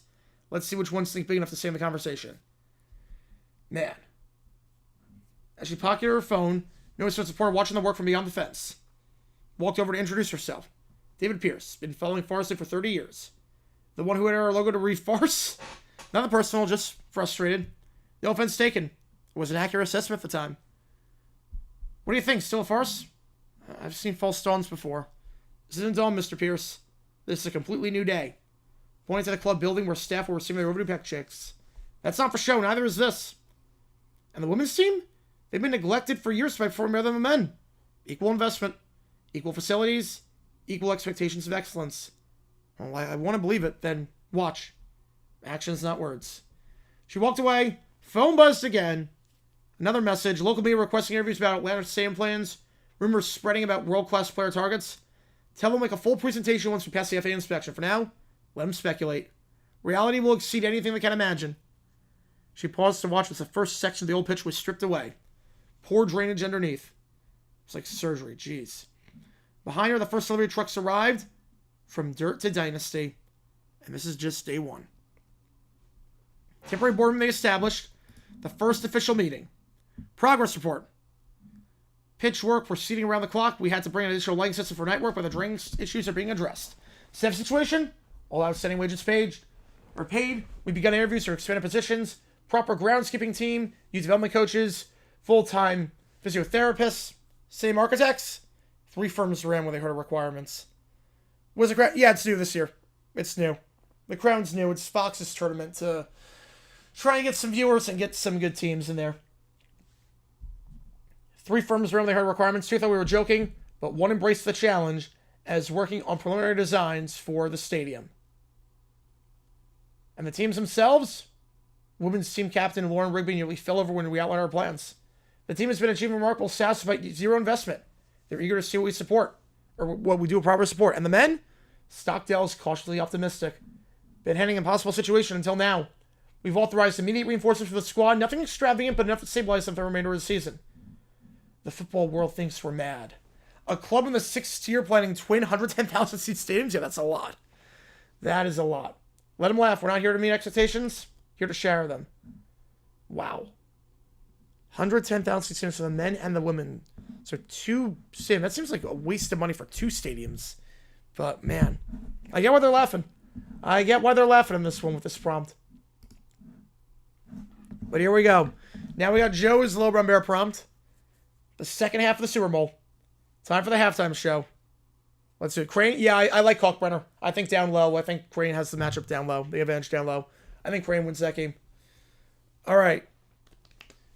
Halftime show Super Bowl Sunday. Luke comes doing the halftime show. But Low Brown Bear's not happy. This isn't Baby Shark or Coco Lemon. I want my song. I want to hear Baby Shark. Low Brown Bear sprints past security, dodging stagehands, and runs straight for the stage, blowing by Luke Combs. I'm here to fix the halftime show. Where's my snack and my toys? Security? Get this logo off the stage. The camera cuts to Luke. He's awkward as Low Brown Bear scoots to the microphone. I can't hear my song. What's wrong with you people? Finally, security escorts Low Brown Bear off the field. Why can't we have a Coco Lemon halftime show? This isn't fair. Mike Tirico was losing his mind. This is without a doubt the most chaotic halftime show I've ever seen. You think the performance was ruined by, well, you know, it was ruined. Mike, did I want Purdue? Purdue's a good matchup for High Point. Purdue's a good matchup for High Point. I didn't want A&M. Honestly, Mike, I think Low Brown Bear's meltdown was the least surprising what's happened today. All right, 27-23, Bengals leading. Vikings are 4th and 12. The Bengals get the stop. They win the Super Bowl, and Low Brown Bear's a champion. Sam Darnold steps back to pass. It's a deep ball into Jetson Jefferson. The pass is off target. That's it. The Bengals win the Super Bowl, but oh no, there's a flag. There's a flag. Low Brown Bears commit pass interference. Wait, he's not a defender. Did he just run on the field and commit PI? He just ran on the field and committed PI. Oh my God. Oh my God. Oh my God, he just committed PI. He's not even a defender. Just ran on the field, commits PI. Vikings are at the 1-yard line now. They score a touchdown. They take the lead. Bengals now have a 45-yard line, 1 second left. Joe Burrow, Hail Mary. Here we go. Le'Veon Bell is wide open. Somehow in the Hail Mary, yeah, he got traded. Wide open for the Hail Mary. He catches the ball. He actually catches the Hail Mary, but he taunts the Vikings at the 1. Oh my God, he taunts the Vikings. Jumping up and down, holding the ball without going into the end zone. Look at me, I'm the best, I'm the hero, I'm going to Disney. And then he gets tackled, and he just stops running, and the Vikings win the game as a result. I can't believe it. He had the game in his hands, and he just lost it. He stopped. He didn't even try to score. Le'Veon Bell is now crying on the field. It's not fair. You old cheater. I was going to win for everyone, and now you didn't let me. You all suck. I'm the best. You didn't let me win. He now runs to the refs and shoves them. You stink. You're the worst. I'm going to beat you all up. Le'Veon Bell now throws his helmet and storms the field and just mauls the Viking players. He hurls everything on the field. The fans duck and scream. He just chucks everything into the stands. Holy cow. Well, folks, I'm not sure how to comment on this, but the tantrum we're seeing right now, it's unprecedented. I'm going to break everything. You didn't let me win. You didn't let me win.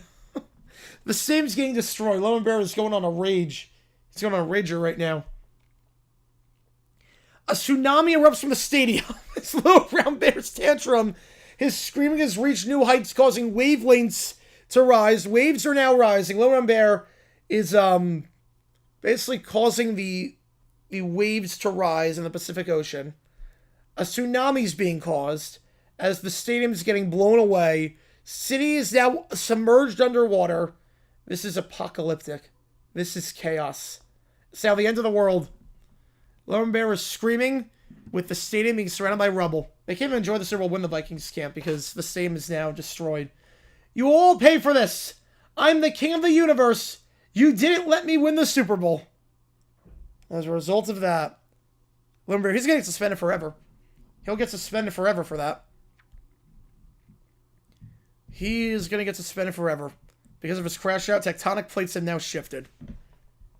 Fantastic. Fantastic. Jeez.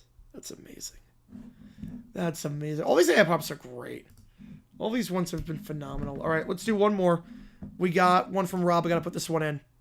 And then we'll do it. This is insane. This is insane. All right. UConn USA region. Oh, boy.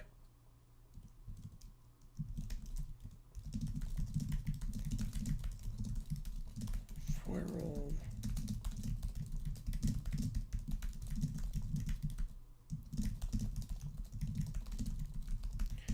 What did I read aloud? Chaos. Read a lot of chaos. Rams and Vikings is no longer a place to play? I think so. I think so. Hang on.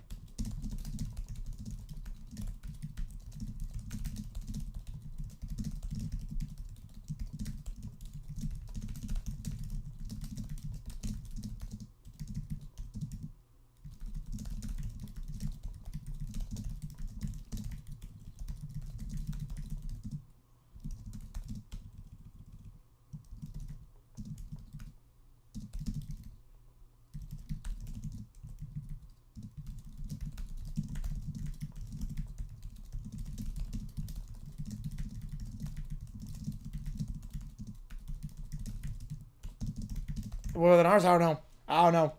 I don't know. He wasn't the only beginning. Oh, boy. Well, Le'Veon Bell is powerful. You know, if he harnessed that energy into playing football, he'd be the best player of all time. I get why the Bears picked him first overall. I get why the Bears picked him first overall.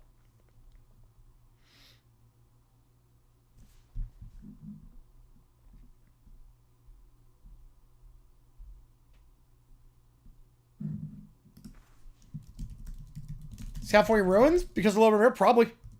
I don't know. We're going to find out in Season 2. We're going to find out in Season 2. I have no idea. Episodes 1, 2, extra, and next teaching? Perfect. Perfect.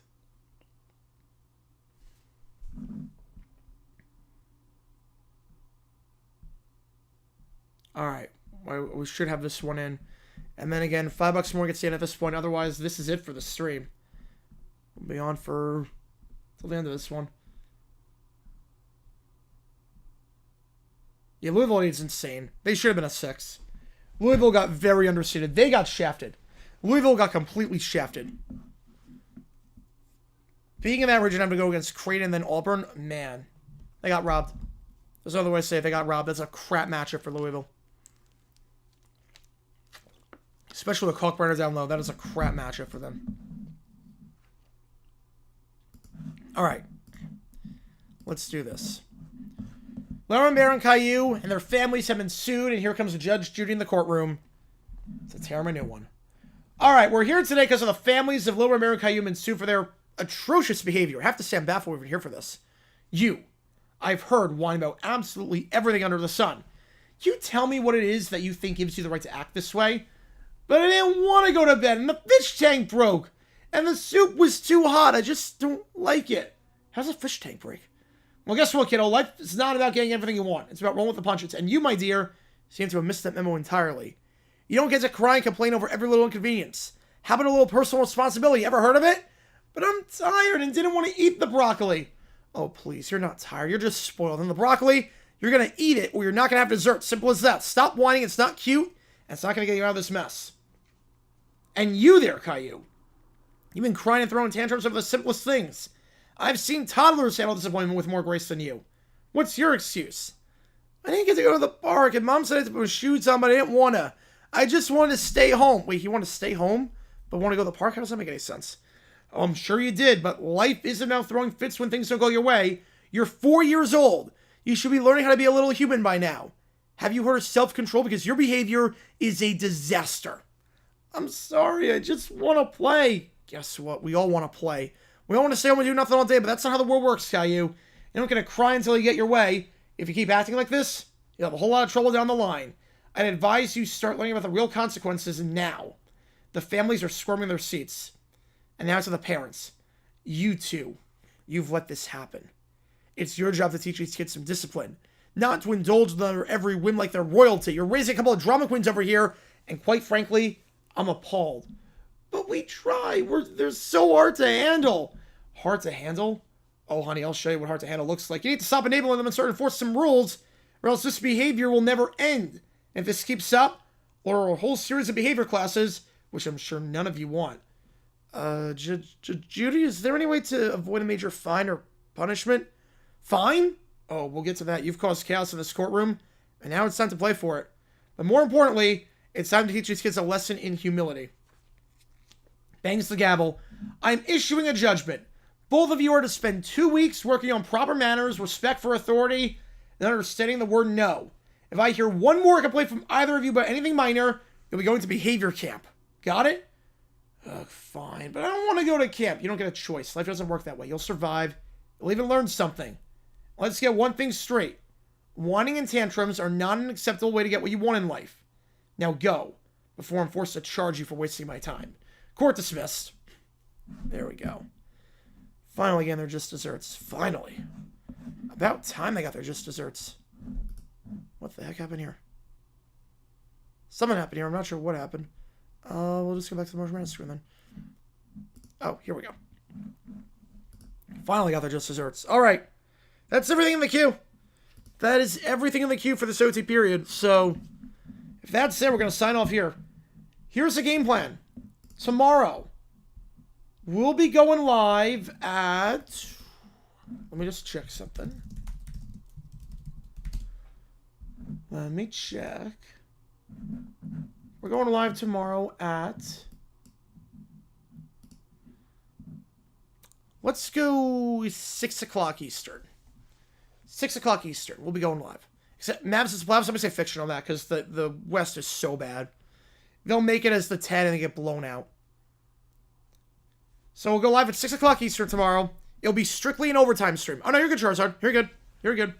It'll be strictly OT, so there's no time limit for that stream. We can go on forever, basically, for that one. Well, not forever. I got to sign off at 10 o'clock Eastern time for that one. But we'll go live.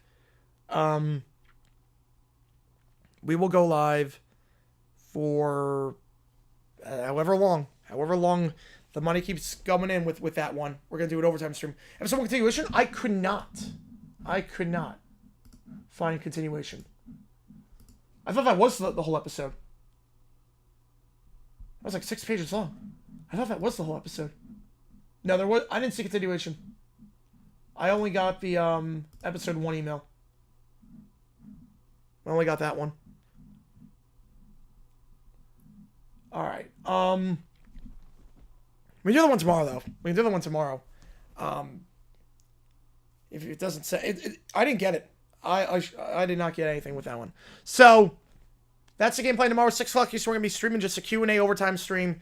And then we'll be live on Tuesday at 6 o'clock in the morning for the Dodgers-Cubs game. So, keep that in mind. Dodgers-Cubs, 6 o'clock in the morning. We'll be live for that game on Tuesday and Wednesday. So, a lot of baseball. We're going to cover it all. So, appreciate you guys tuning in. JG9 signing off.